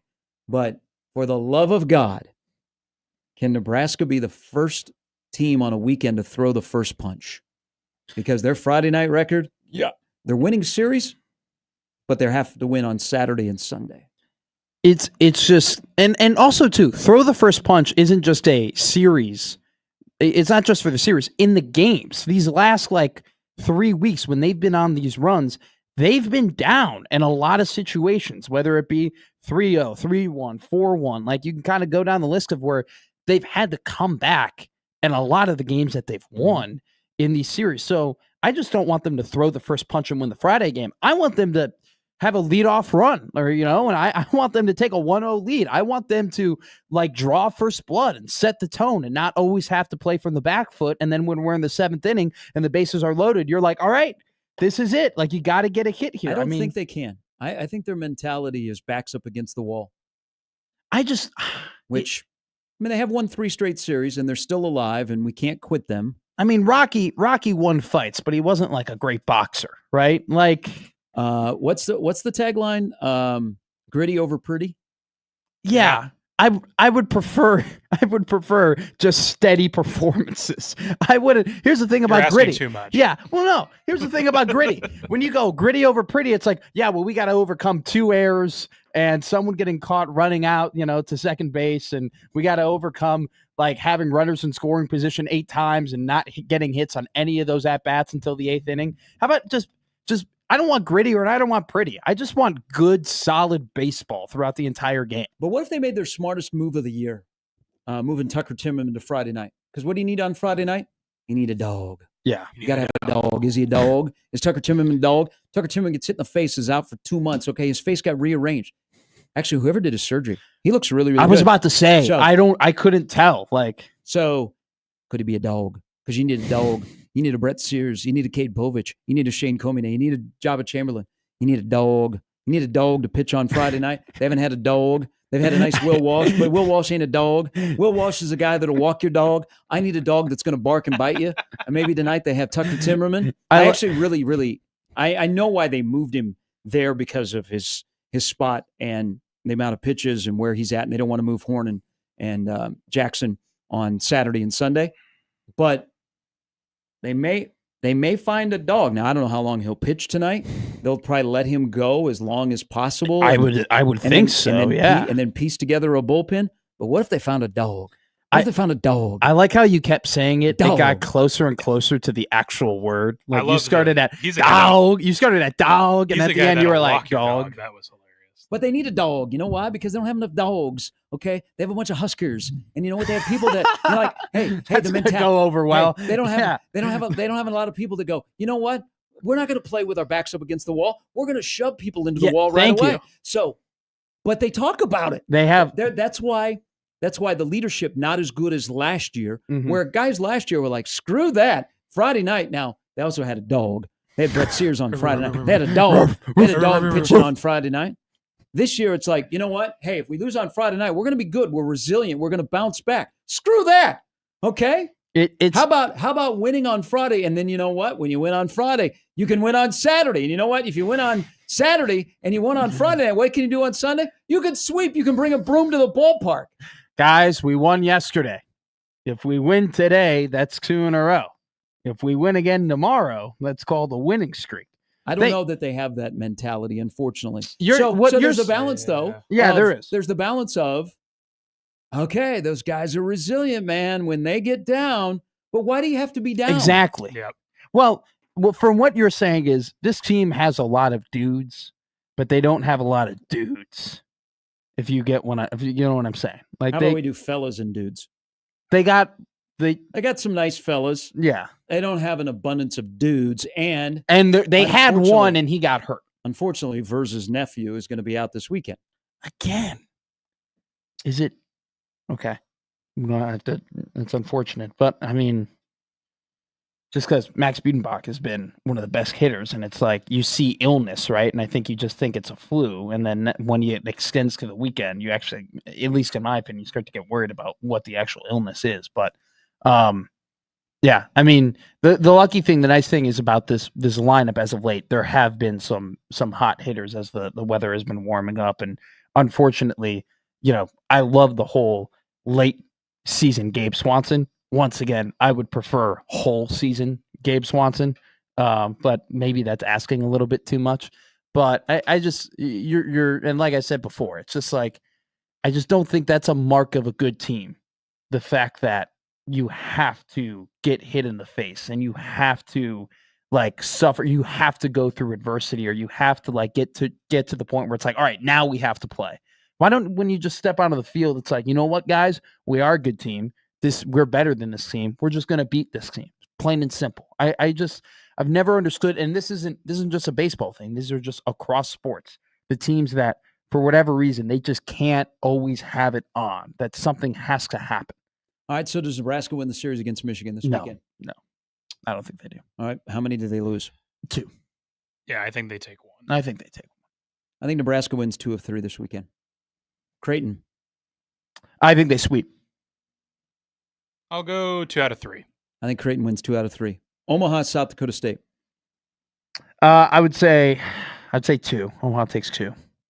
2 out of 3. Yeah, I don't think any series goes a sweep this weekend. I think Omaha sweeps South Dakota State. Nice. Oh, yeah. There we go. I think it will be a winning weekend across the board. I truly believe that Creighton is going to sweep Xavier. I do, just because I think that the guys at D1 baseball, all in their picks. Well, they just did who will win the series, so I guess they didn't say a sweep. But there are people that think that Creighton will sweep this weekend. I think it's the human element of first off. Which would they get? What do they get? What do they got? Win 5 of 6 to win the regular season. I can look at the number here. But this team is actually playing, and watching them play Nebraska. I mean, they are just like you talked about, just an impressive lineup, and they have some dudes on that team, and I think that they also have just a really, really good mindset, and you got to factor in the human element of it as well. This is Coach Ed Service's last season. You got a lot of players on the team committed to him that have played for him. That obviously they're 32-13, and so they are a good team that is playing for their coach. It's his last homestand of his career. You're playing in an all-important Big East series to help your case to get into the NCAA tournament for the first time in 7 years. I think that this team, with a lot of there's going to be plenty of fan support, or more fan support, that's going to come for Creighton this weekend because of the stakes and the fact that this is Coach Service's last weekend. I think that helps them, along with just good, solid baseball, carries them to a massive sweep over Xavier. All right, we are a softball state. I've got a thought or two on what Creighton, Omaha, and Nebraska softball have done, because they're still playing on this Friday, and they're all unbeaten in their respective conference tournaments. So we will do that. Also, find a comp for Jordy Ball being clutch. Jalen Brunson? There's a good question out there about clutchness. Is that even a word? Did I just make up a word? No, clutchness? Clutchness is a word, and for years, science and analytics has told us that, well, there's not that massive of a difference or whatever. There's no such thing as a hot hand. BS. All right. It's been a great 3 weeks. I think it was Coward who said it. I don't want to steal his phrase, but it's been a great 3 weeks for Manalytics. For the guys who just watch ball and are like, you need a dog who just puts a shoulder down and gets a bucket. It's been a great couple weeks for those people. We'll get into that. Mike Schaefer is going to join us at the top of the hour.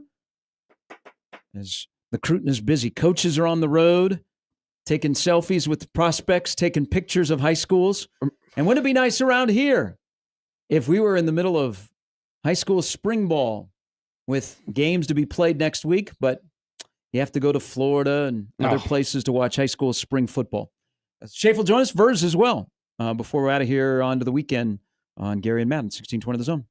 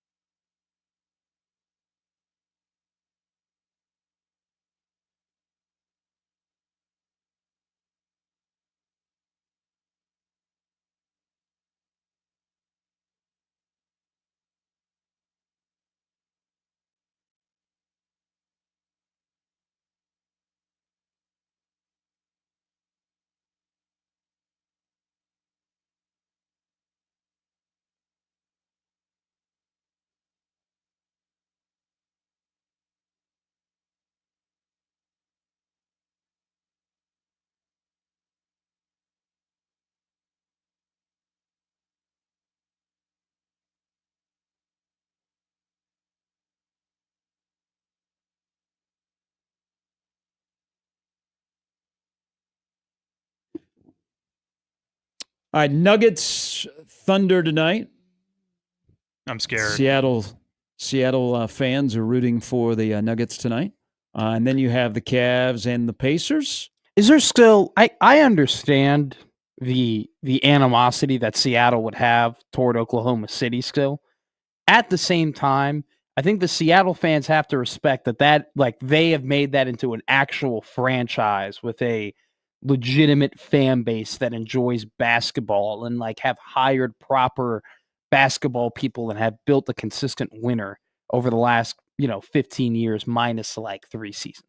Oh man. Like you have to kind of respect. No. They stole their NBA team. I'm just saying, I understand the angst, and I'm not saying that they are wrong for having angst, but like Winnipeg, or like they could have looked at Atlanta, the Thrashers, and been like, "Are you kidding me? No one's going to the games. No one gives a damn about the Atlanta. Like, why did they take it from us? Like, that would make me really, really like if Oakland, right? The A's go to Vegas and nobody's showing up to the games, and they're still a joke, and they still have the same problems. If I was an Oakland A's fan, I'd be like, man, like, why the hell did you leave? Like, what the hell is wrong with you? But at least Seattle. There could be a little solace in the fact that zero. There's zero. Well, the sports talk radio in Seattle, they don't talk about the Thunder. The only time they talk about the Thunder is something bad happens. So I'm sure the other night. Oh no, it's pure. I'm sure that there were sports bars in Seattle that were cheering when Aaron Gordon hit that shot. Oh, it's pure hatred. It's there's no other way to describe it. I can't wait for Seattle to get an expansion franchise. They're going to that'll get be their a natural team back, rivalry, and then they'll get their. The Thunder don't even currently claim the Sonics history. Like they don't have a banner hanging up there.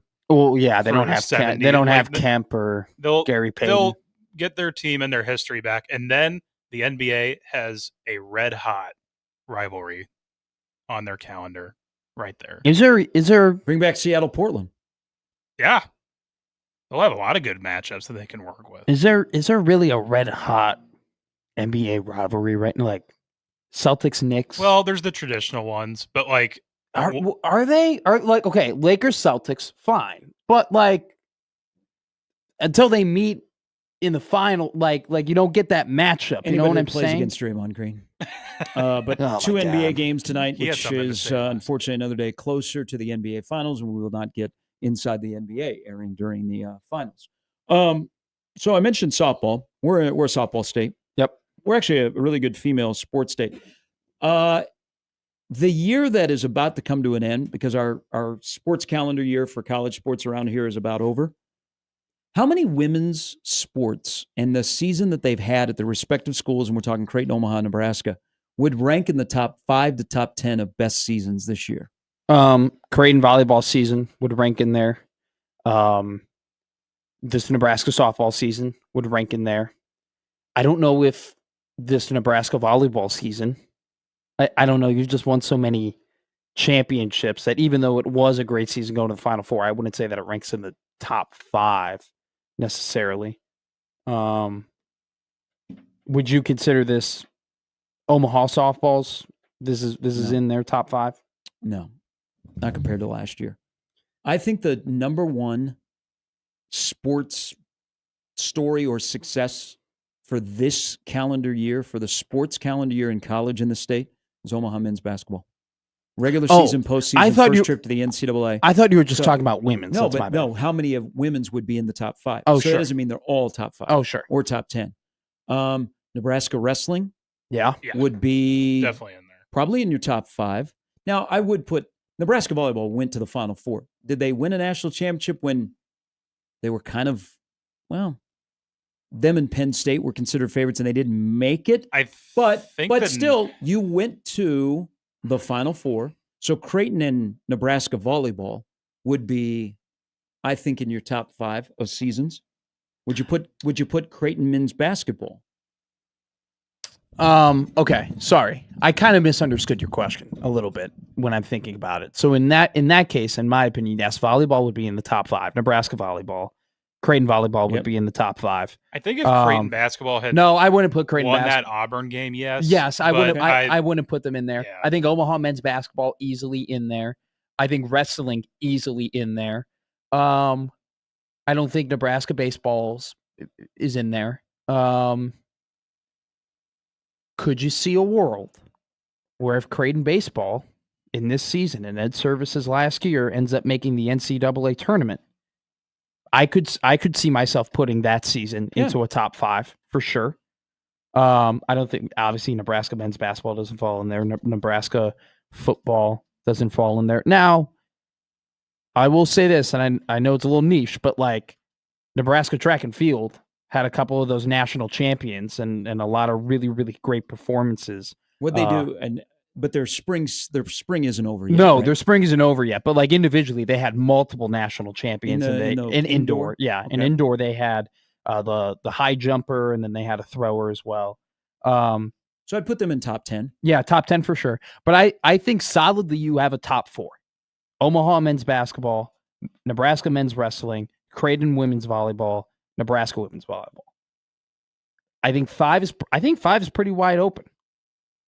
I don't think Omaha men's hockey I don't think they deserve to be in there. I think Nebraska or Creighton baseball is probably the one that you're lining up. Or did I leave out softball? Did I leave out Nebraska softball? Did not. I don't think you mentioned it. So that would be in the 5. 4. That would be in my 5 then. That'd probably be my 5. But no argument from the gallery here on Omaha men's basketball has had the most successful sports season.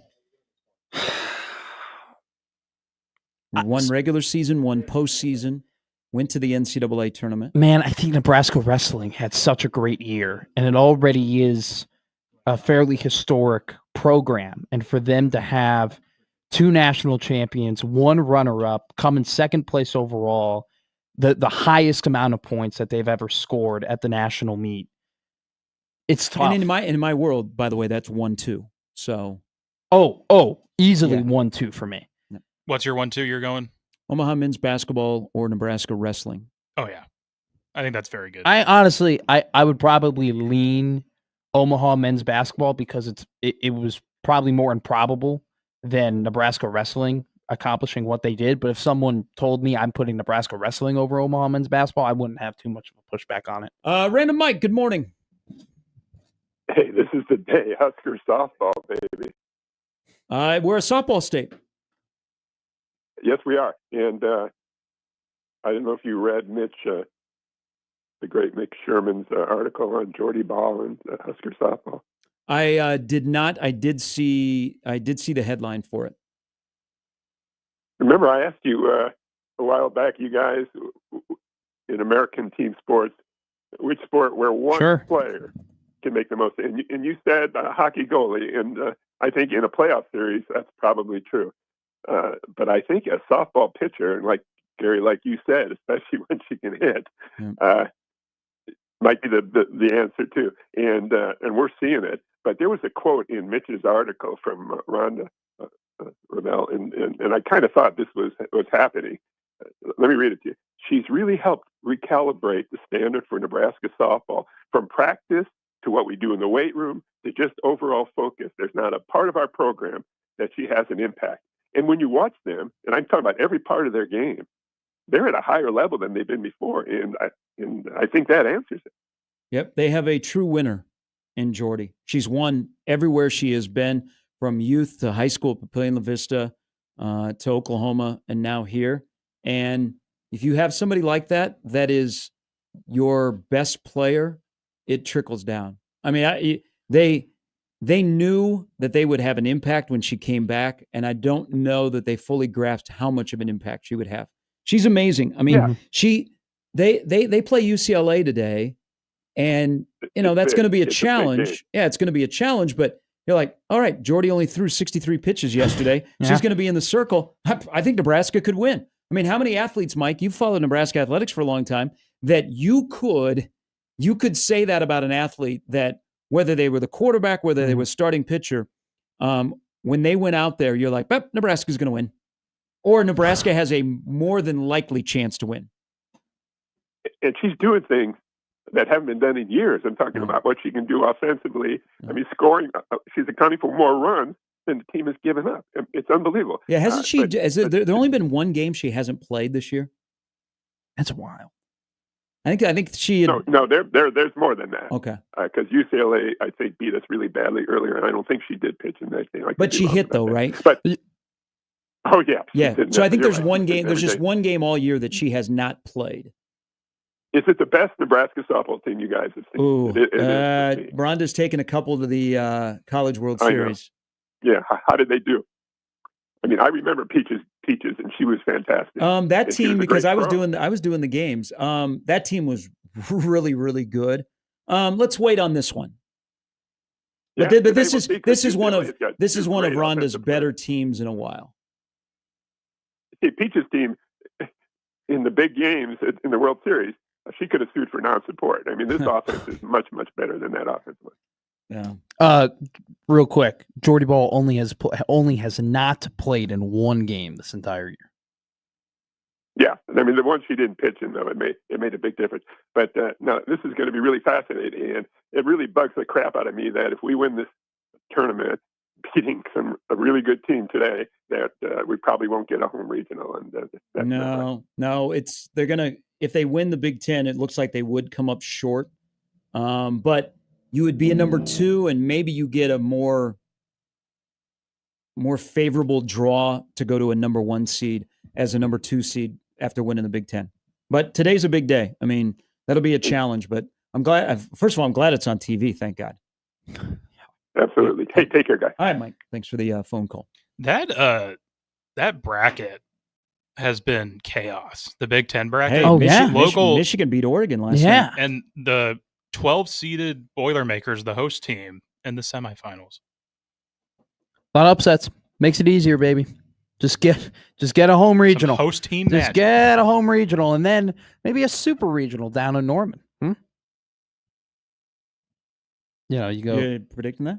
I'm not predicting that. I'm just saying that'd be cool. Yeah, it'd be something. Well, but you know what? The thing, there's no like hard feelings.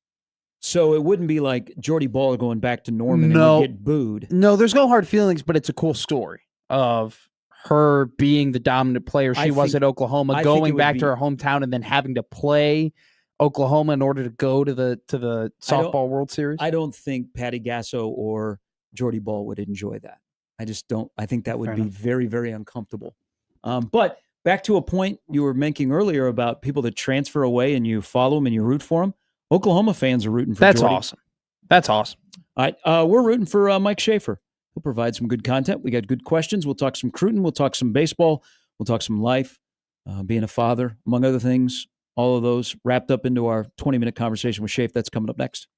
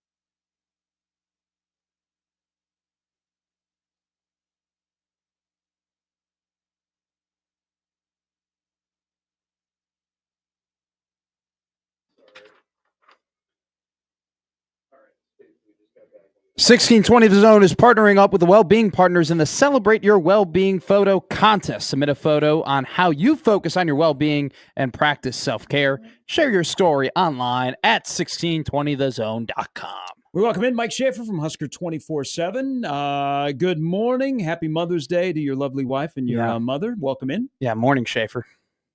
Morning, guys. I was listening to your discussion earlier when I was out and about in my vehicle. You seem to really want campus home games. More campus home games is what I took away from it. 16 teams. Everybody gets a home game. We got no buys. I don't have any problem with that. I also felt like it was a relatively salient point that we don't need to go beyond 16. I'm a little dubious we even need to get to 16. I actually thought the way that things played out, other than I would have liked the second round to have been on campus to reward those teams that did get a bye even just one step further. But I personally felt like the 12-team playoff was well done, worked well this past year. I mean, I didn't have a lot of notes for the committee, which is unusual. Generally, I have a lot of opinion and notes. How many teams do you think in today's college football realistically have a chance to win the national championship when they kick off in late August? I think 10. I think 10 is kind of where I land on it.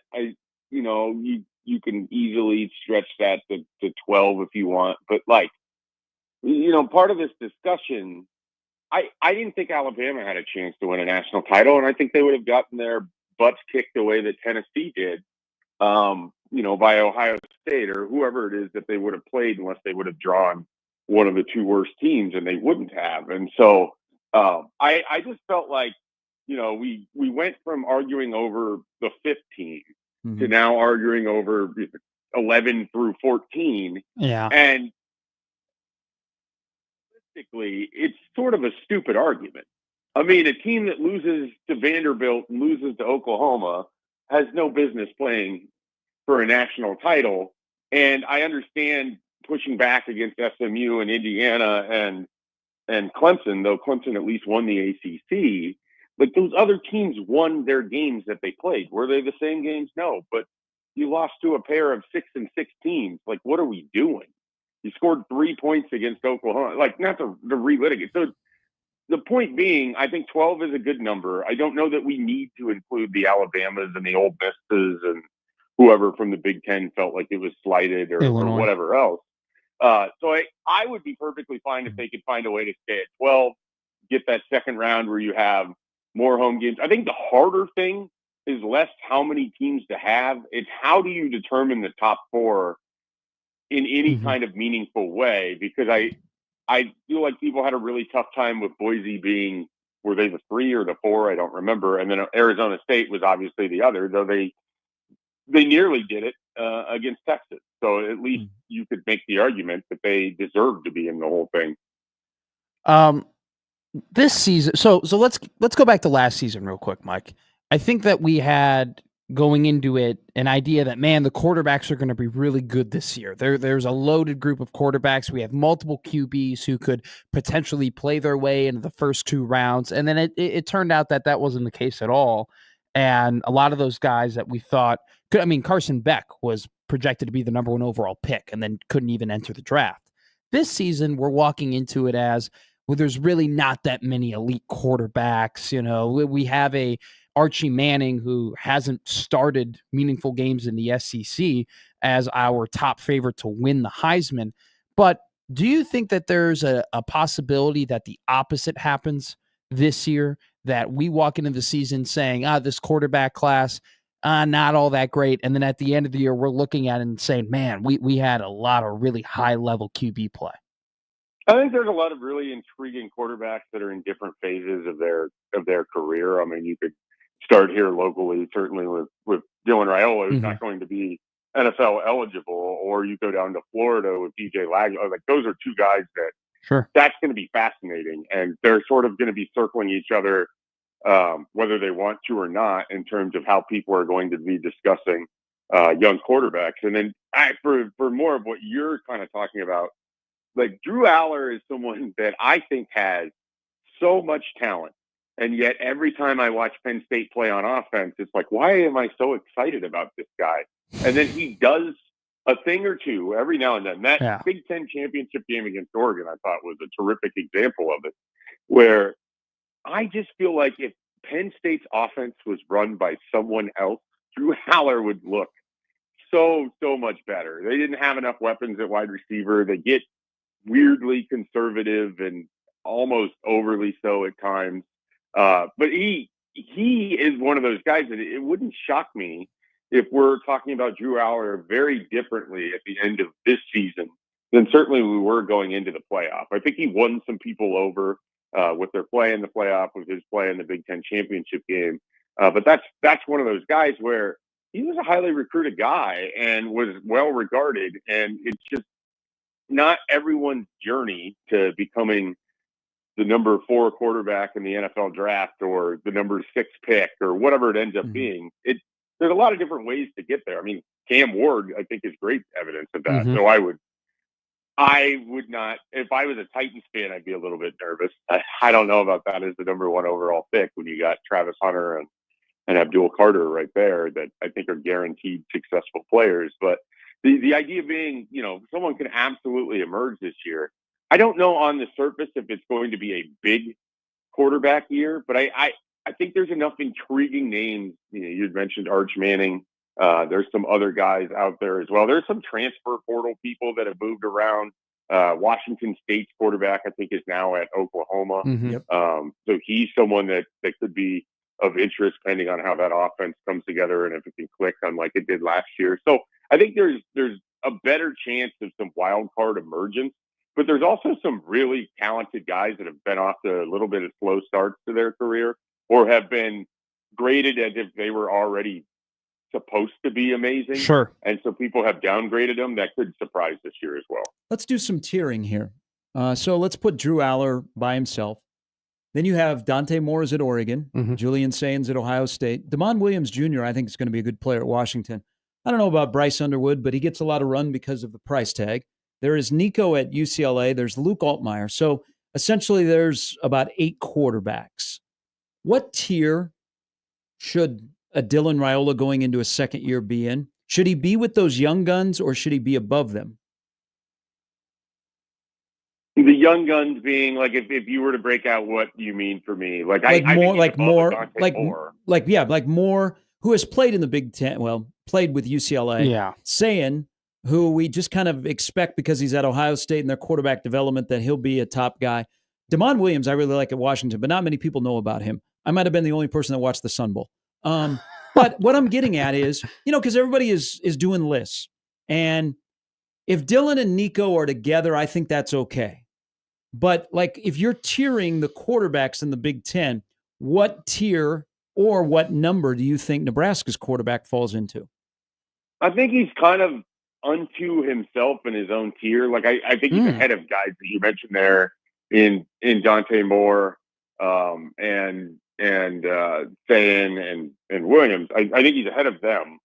But I would have a tough time putting him and Nico on the same exact plane because I think Nico, with his experience and certainly having moderate success at Tennessee, it wasn't like he blew the doors off, but they had a nice scheme and everything around him that he was relatively successful. I would put him slightly above Dylan, but I think Dylan's kind of unto himself because last year was a mixed bag, but at the same time, no one else on this list did what he has done in his career. I just don't think we give him enough credit for starting 13 games as a true freshman at the power conference level. One person has done that over the last 2 years, Dylan Raiola. And he did it with an imperfect team that changed his offensive coordinator 9 games into his career. He did it with, out having a super consistent running game or the world-beating offensive line. Like he did it with a very imperfect team, and it was very up and down. And I just think like we tend to kind of minimize how difficult it was to be that age and go into what was the best conference in all of college football in 2024 and play 9 games.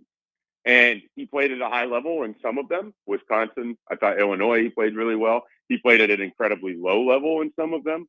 He was in the horseshoe and went toe-to-toe with Ohio State. Like, I just, it's hard if we're doing this list. And it's like, yeah, I think Luke Altmaier had a better year than Dylan Raiola. I don't know that I can compare the two of them. I think that Julian Sayin is going to be phenomenal at Ohio State. But I also think that you could pick any other quarterback on the list and put him at Ohio State, and chances are they're going to be phenomenal. I'm sorry, Will Howard. What you did there didn't blow me away. It's a product of being there. No, you're absolutely right. I just look at it like Dylan needs to be a one-of-one discussion because no one did what he's done. And I think it can go multiple different ways in year two. And I don't think a slump is very likely. Because I think what he learned last year and what he took away from it and how he can grow, it has so much to do between the ears and processing that it's going to be hard for us to claim that we see it on the field because it's what's happening in his brain.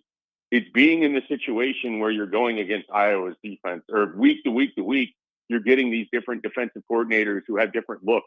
It's knowing what it's like when UCLA comes out with a no defensive line, scheme, and they have everyone standing up staring at you on your first play of the game, and you have never seen this on film. How are you going to react to that? Like, I just, there's so much that went into last year that I think has been minimized for him that it's hard for me to appropriately rank him with other people. So that's why I think he kind of has to be by himself in sort of an upper echelon of this group because I think the potential is there. And if it jumps off, it could really jump off. Gary and I were talking about earlier in the show that the parity across college football has been spread out a little bit more where maybe you don't necessarily need as top of a quarterback as you used to in order to win a national title. So I'll ask you this question, Mike. If I were to give you $3 million and I said to you, okay, you can either buy a premium top of the line quarterback with this $3 million, or you can use the $3 million to get a plethora of players at other positions to supplement your team. How would you spend that money now in college football? Well, I think I don't know that there's ever been an era where you've had to have the best quarterback to win a national title in college football. It's all about being great up front. And so I guess to me, the lesson from the college football playoff is if you don't have guys that can win up front defensively, you aren't going to win a national title. So then the reverse of that is if you can't hold up against some of the best defensive linemen in college football, you can't win a national title. So I'll take your $3 million, and I'm probably going to walk away with like 3 linemen out of that, and then I'm going to need more money. I'm not trying to be glib. I know. No, I get what you're saying. I'm an O-line, D-line guy. Well, the NFL kind of showed us with the draft of how important that is, not only in the National Football League, but how important it is in college football. Well, I just think that if you have a quarterback that you're comfortable with, like if I think Luke Altmaier in the right situation can win a team a national title. Like, that's not supposed to be seen as I think Luke Altmaier is one of the elite quarterbacks in college football. It just means that if you put him with a really good offensive line and a defensive line that's going to harass the hell out of the quarterback across the field, he can do enough to win you. And like, I think he's kind of a good stand-in for a Will Howard type of player to me. Why? Let's go to recruiting. Why is CJ Brownell getting ready for a final decision when he committed to Nebraska last November? I mean, this is just what happens. It's no different than Dawson Merritt or Jeremiah Johnson last year or Cortez Mills having an announcement on signing day when he's been committed to Oklahoma since June. It's kind of what it is. I mean, the writing was on the wall about where Nebraska's commitment was with CJ Brownell the moment he started celebrating getting other offers from other schools and then started taking unofficial visits to other schools. I mean, Nebraska's not surprised by this. And if the kid wants to continue to refer to himself as a Nebraska commit, I don't think that's the worst thing for the Huskers. But they've had to treat this recruitment like he's not committed pretty much from the moment that they kind of noticed, like, hey, he didn't stay under the radar, did he? And usually a guy who can run the 10-3 and is 6'1.5", and comes out of a golfing community where coaches can sneak on for 18 and then stop by his school. It's going to be kind of hard for him to stay under the radar. And so once Penn State and Florida got involved, and seemingly everybody else, Nebraska was in a tough spot there. And I think it's going to be really hard to keep him. I mean, if they do, he is going to be quite a player, I think, wherever he ends up going. How, if at all, is it rare to see a guy like Trey Taylor active? Not just, I know that peer recruiting happens, but the way that he's done it, I mean, the way that he's actively on Twitter promoting the school, even though that he doesn't really have to commit to it 18 months out. Is that something that you've seen a lot in your years recruiting, covering this stuff? Yeah, it's definitely out there. I think it's just more notable for us because the commitment's relatively new. And then in recent years, you go back to Daniel Kalen spent pretty much every day of June in 2023 in Lincoln for helping Nebraska with various recruiting things and being there to throw to guys and everything else. So it's not new in that sense. It's that part of it was TJ Lateef didn't do any of it. Mm-hmm. When Raiola didn't commit until December, and so he wasn't as actively involved there. So we haven't seen it as much. And Trey Taylor is a very active on social media guy. And so, he and his camp are going to drive a lot of conversation just because of how active they are. And it's also that time of year where anyone doing anything is sort of news and worth discussing. And so the fact that he's coming out in June to visit isn't a big surprise. The fact that he's hitting up guys on Twitter isn't a big surprise, but it's not unique necessarily. Sure. It just seems a little bit different because TJ Lateef was so quiet, and we have short memories. We don't quite remember what Daniel Kalen was for Nebraska in the month of June in 2023. What happens at Haymarket Park this weekend? They better win games. We'll put it that way. They cannot get swept. It would behoove them to win this series.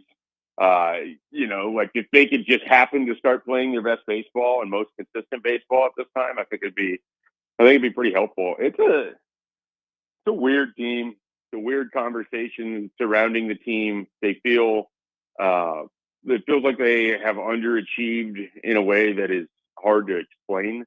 And yet at the same time, when you're there watching it, it's not that hard to explain. I mean, they don't do simple well, and often that's going to get you beat, and it did on Tuesday against Creighton. So they need to put some wins together.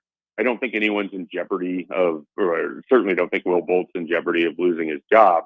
But changes are likely to happen regardless of how this thing finishes out. And I think they have to take a long look as to what type of team they want to be. Like how, you can't switch in the middle of the season from guerrilla ball to now you're trying to be patient to work the counts to, they don't have anybody that feels like that can get on base and create things that way with their own speed. I just have a tough time sometimes when I'm watching this version of Nebraska is they're like, what it is that you're trying to do. And on top of it, when you have a pitching staff that you have no idea where the ball is going part of the time, your best relievers are sporting a 5.8 ERA.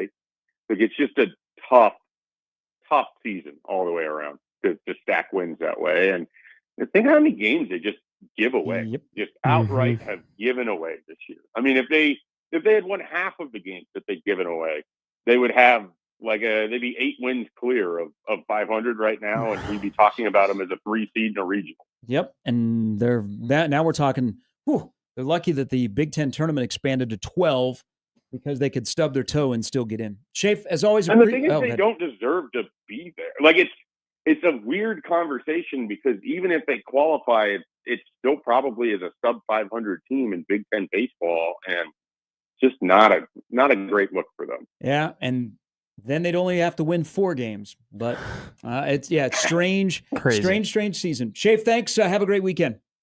All right, guys. Thanks for having me on. Have a good one. Thanks, Mike Schaefer from Husker 24/7. That was a deep breath.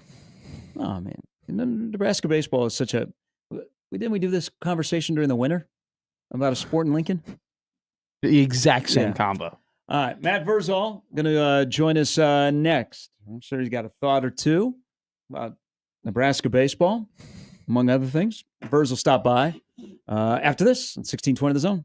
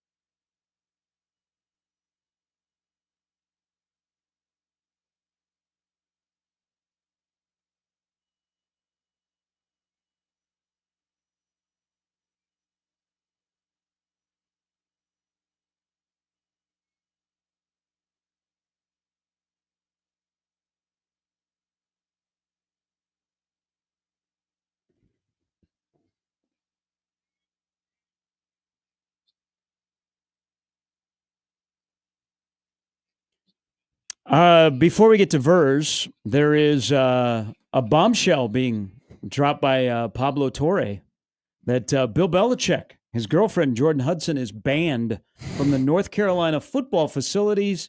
And you know how I found out this? How'd you find out? Urban Meyer reposted it We welcome in Matt Verzal. Good morning. Morning, boys. You been following the Bill Belichick girlfriend story? Yep. What's your take? Are you a fan? You're not a fan? You a big fan? How do you feel about it? I care very little either way, but I understand how Mr. Belichick has himself in the position he is in.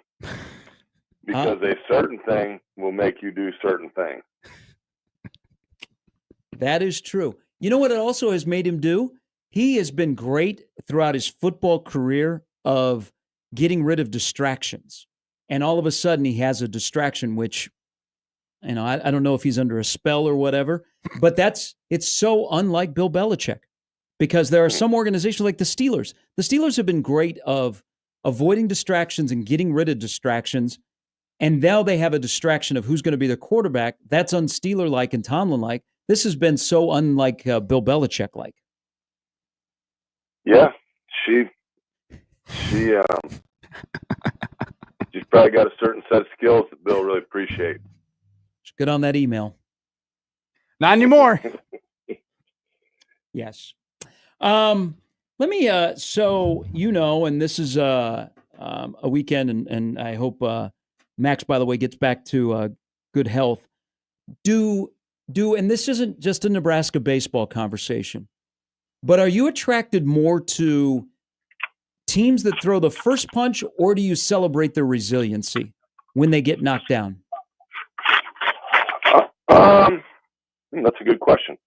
I guess would say a team that can get back up.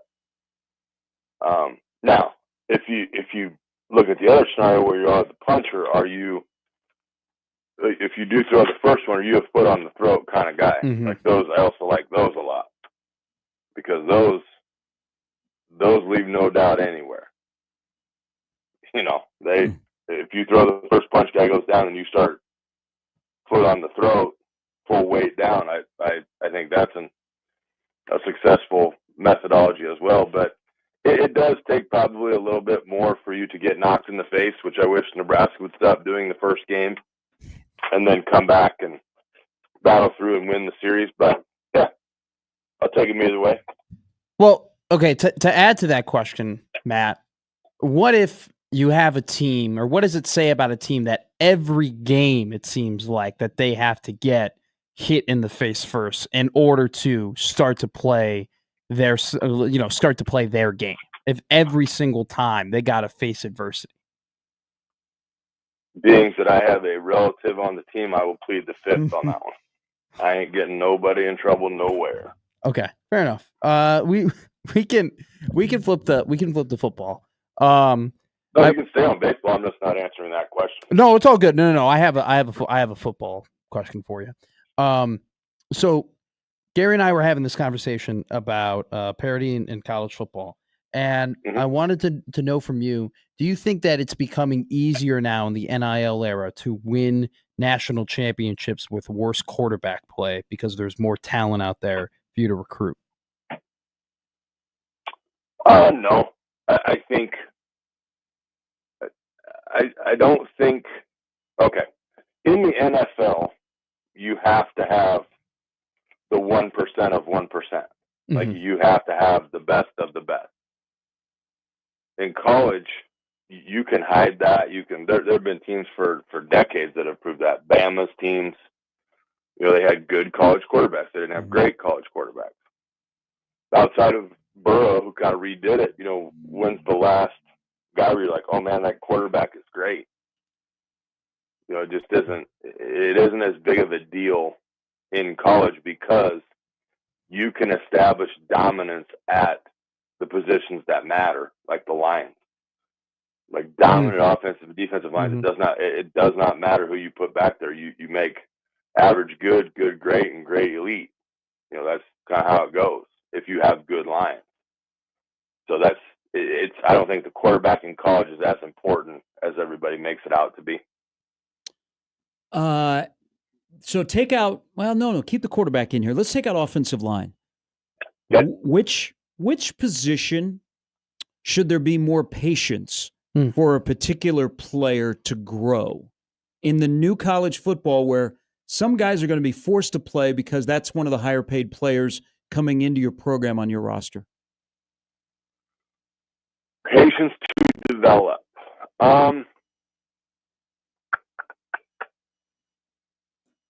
I would probably say somebody in the secondary. You know, if you maybe a safety, corner, because they're just under such an onslaught all the time now with the passing games that are out there and the play design and those kind of things. So going from what they've seen in high school to now coming to college and everybody being faster and bigger and stronger, they're probably gonna. I would probably be most lenient on them. Grant Seagren was a backup tackle for Nebraska. You know, just kind of turned into a numbers issue, and he ends up entering the portal and then ends up committing at Oklahoma State. For Nebraska, do you think the outlook should be more, damn, we hope we weren't wrong here, and hopefully we ended up keeping the right guys, or should the outlook be, man, our backup is able to go to other Power 5 schools and potentially, end up being someone that can play a lot. Maybe we are doing something right when it comes to developing depth at the O-line position. How old are you, my man? 23. You ever had a girlfriend? Yeah, I have. Did you break up with her and get a new one? No, I did. I broke up with her. I didn't get a new one though, Matt. Okay, so you still think about her? No, not really anymore. It's been a while. There you go. Can't think about it. You can't think about it at all. Once they're out of your program, they're out of your program. And it's nothing against the kid, and you wish them all the best. Like, Rule does a good job of that. He says we wish them success anywhere they go. Mm-hmm. Now, is he going to start at Oklahoma State, or he's just on the Oklahoma State team?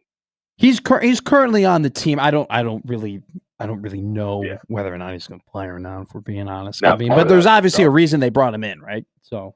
Yeah. Oh yeah. Part of it, if you're selfish, you can say, "Hey, we pissed him off so bad he went and became a starter at a Big 12 team."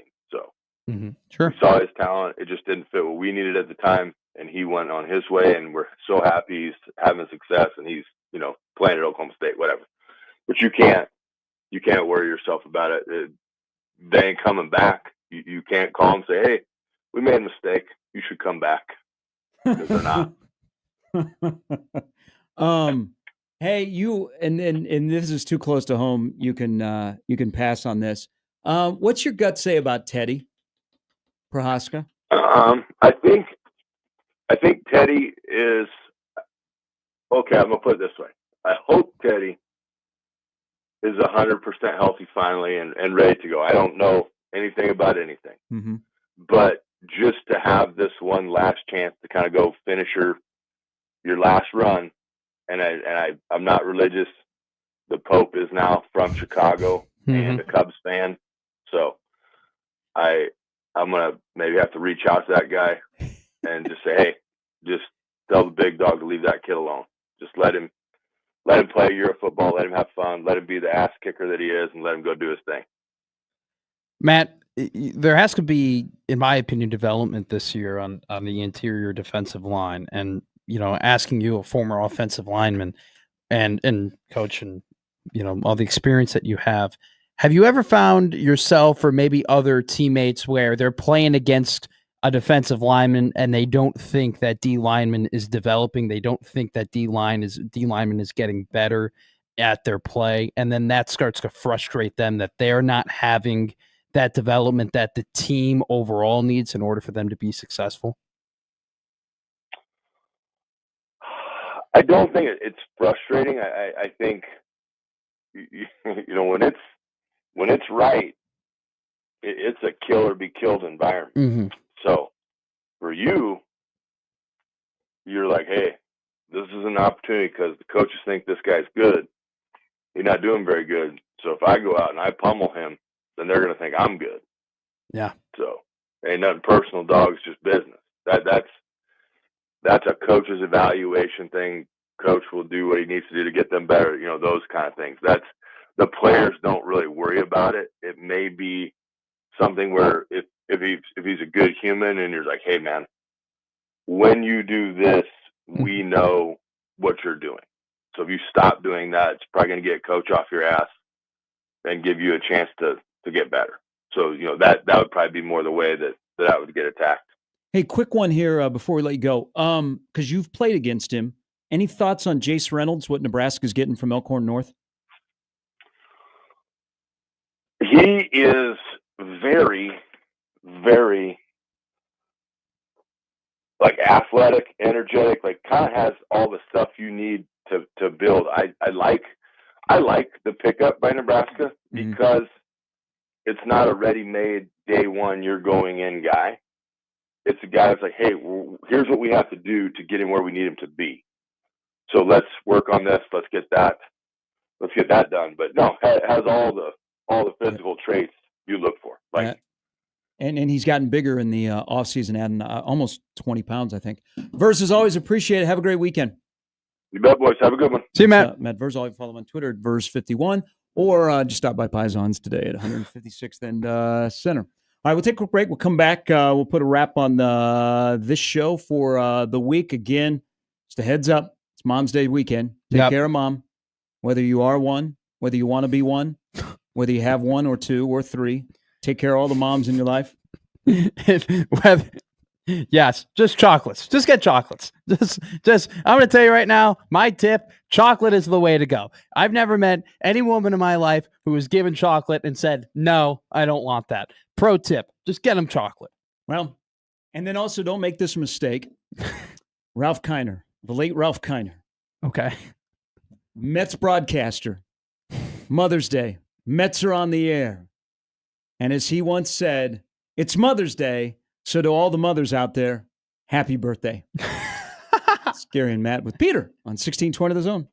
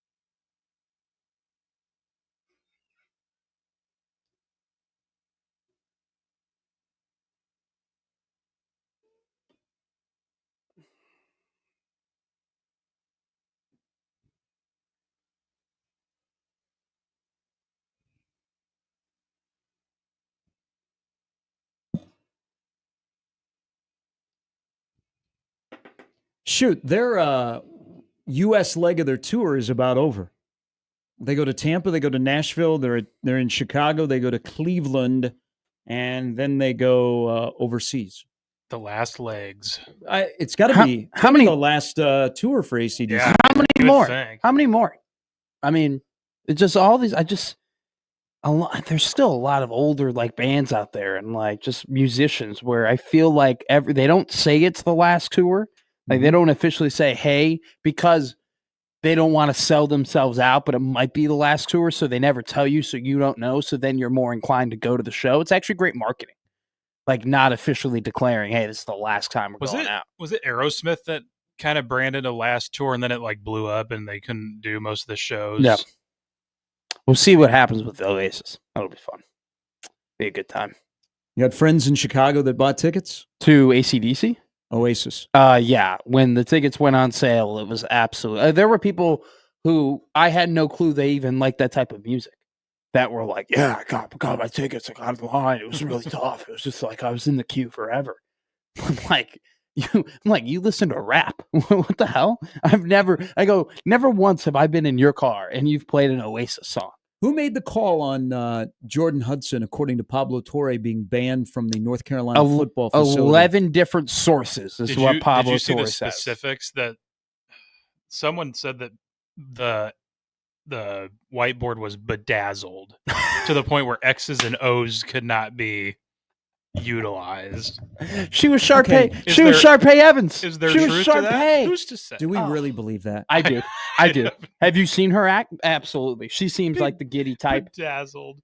Oh my God. Bill with a bedazzled board. Okay, so do you think... Bedazzled board Bill Belichick. Which, again, his whole life has been about eliminating distractions. So do you think that she's holding him hostage for something? No. I think she has some dirt on him? No. And because it's a tale as old as time. I feel bad for North Carolina because they went from this serious hype. They got Bill Belichick to say yes. Now they've got an absolute clown show where the story is about their head coach's girlfriend not being allowed in their facility, and the family maybe saying, hey, all of your legacy is going to be destroyed by this woman. I want to know who made the decision. Now, if it was Bill, okay. Yeah. But if it was North Carolina, as our favorite Jim Ross says, business is about to pick up. By God, she's no longer in the building, Bill. Here's the thing. You go, what is... Like, does she have him? Like, is he kidnapped, or does he have? No, does she have something on him? Does she have something on him? Let me tell you it's exactly. No, guys, it's completely different from anything he's ever been like. I got it. I'll tell you right now exactly what it is. Bill Belichick, okay, for most of his life, hasn't been the best looking dude. Okay, he just hasn't. He's not ugly, all right, but he's just not your Casanova. Okay, and so he went through life and. He had a long-time girlfriend and everything like that. And even before he became, rich and famous, it was past the point where he could really, dabble in that kind of dating world and whatnot. And being a coach is very busy. And then now he ends up no longer being with his longtime girlfriend, and he's 74, and he's got a lot of money, and he's got a lot of free time. And this beautiful woman, probably the most beautiful woman he's ever been with in his entire life, comes up to him and takes an interest to him. And he goes, oh my God, this is yes, I'm going to be with this girl. And so then he falls madly in love with her. This happens all the time with people, whether they're younger, whether they're older. This is a classic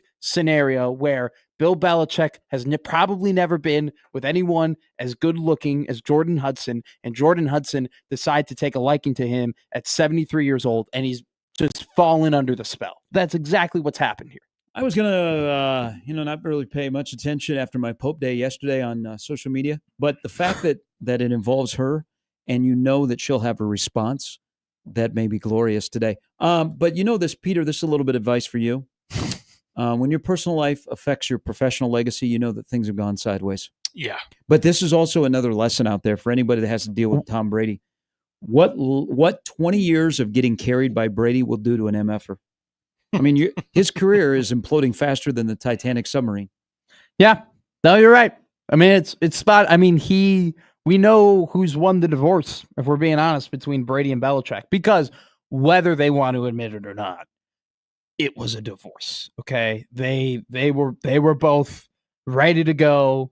Brady was sick and tired of Belichick. Belichick thought he could do it without Brady. They both wanted to prove that they didn't need one or the other. And Tom Brady has done that tenfold. And Bill Belichick has completely fallen on his face until they win 9 games this year. And we're all talking about North Carolina and the great coaching job. I don't think we're going to be talking about North Carolina football. We'll see. I think Bill Belichick is the equivalent of Urban Meyer going from Ohio State to the NFL. Bill Belichick is the equivalent of the NFL to North Carolina. Right now, That yes, I good. think that's a fair statement to make right now, just based on what's happened here. But also, Urban Meyer did not win at Jacksonville. They were not a good football team, and he did other things other than to get into off the field drama. I mean, he literally caused a massive lawsuit by kicking his own kicker. You had a legendary college football coach in the NFL. But legendary NFL coach to college football. This is I don't know if you bought futures in North Carolina, but this is not going to work out. I'm not ready to say it's not going to work out. I still think that Bill Belichick is an incredible football coach. He's a better X's and O's coach than a lot of the coaches in college football and a lot of the coaches he'll be playing in the ACC. I think that North Carolina could end up being, and I'm more confident in the fact that they'll end up being successful there at North Carolina than non-successful. Sure. Do you want to call it an Urban Meyer? 2 years. 2 years max. Well, it depends. I mean, how long he wants to do it. But I think that they will have winning seasons. I think North Carolina bailed him out. I think he'll just get sick of college football. Nobody wanted him anymore in the NFL. No one wanted him anymore in the facet that he wanted to be there. Nobody wanted him in the NFL, and North Carolina bailed him out. I think people wanted Bill Belichick, were fine with Bill Belichick being their head coach, but they weren't fine with completely restructuring their entire front office and giving him total control of the team. And which is why, so yeah, to your point, maybe that's why they didn't want him. But if Bill Belichick was willing to give up having full control over a team, I think he could just be a straight up head coach in the NFL, but he didn't want to do that. He found that at North Carolina. I will trust the guy with 8 Super Bowls to take a, now an NFL light type program. It's not exactly there, but a program that has given him the full reins, a program that has given him the resources in order to build the football team he wants. Despite all the hoopla that has happened off the field, I still trust Bill Belichick as a builder and as a coach. But does he have full control, or does Jordan Hudson? No longer. It doesn't. She's no longer there now, so we don't have to worry about it. Let's say this was forced by North Carolina, forced against his wishes. What's the buyout in June?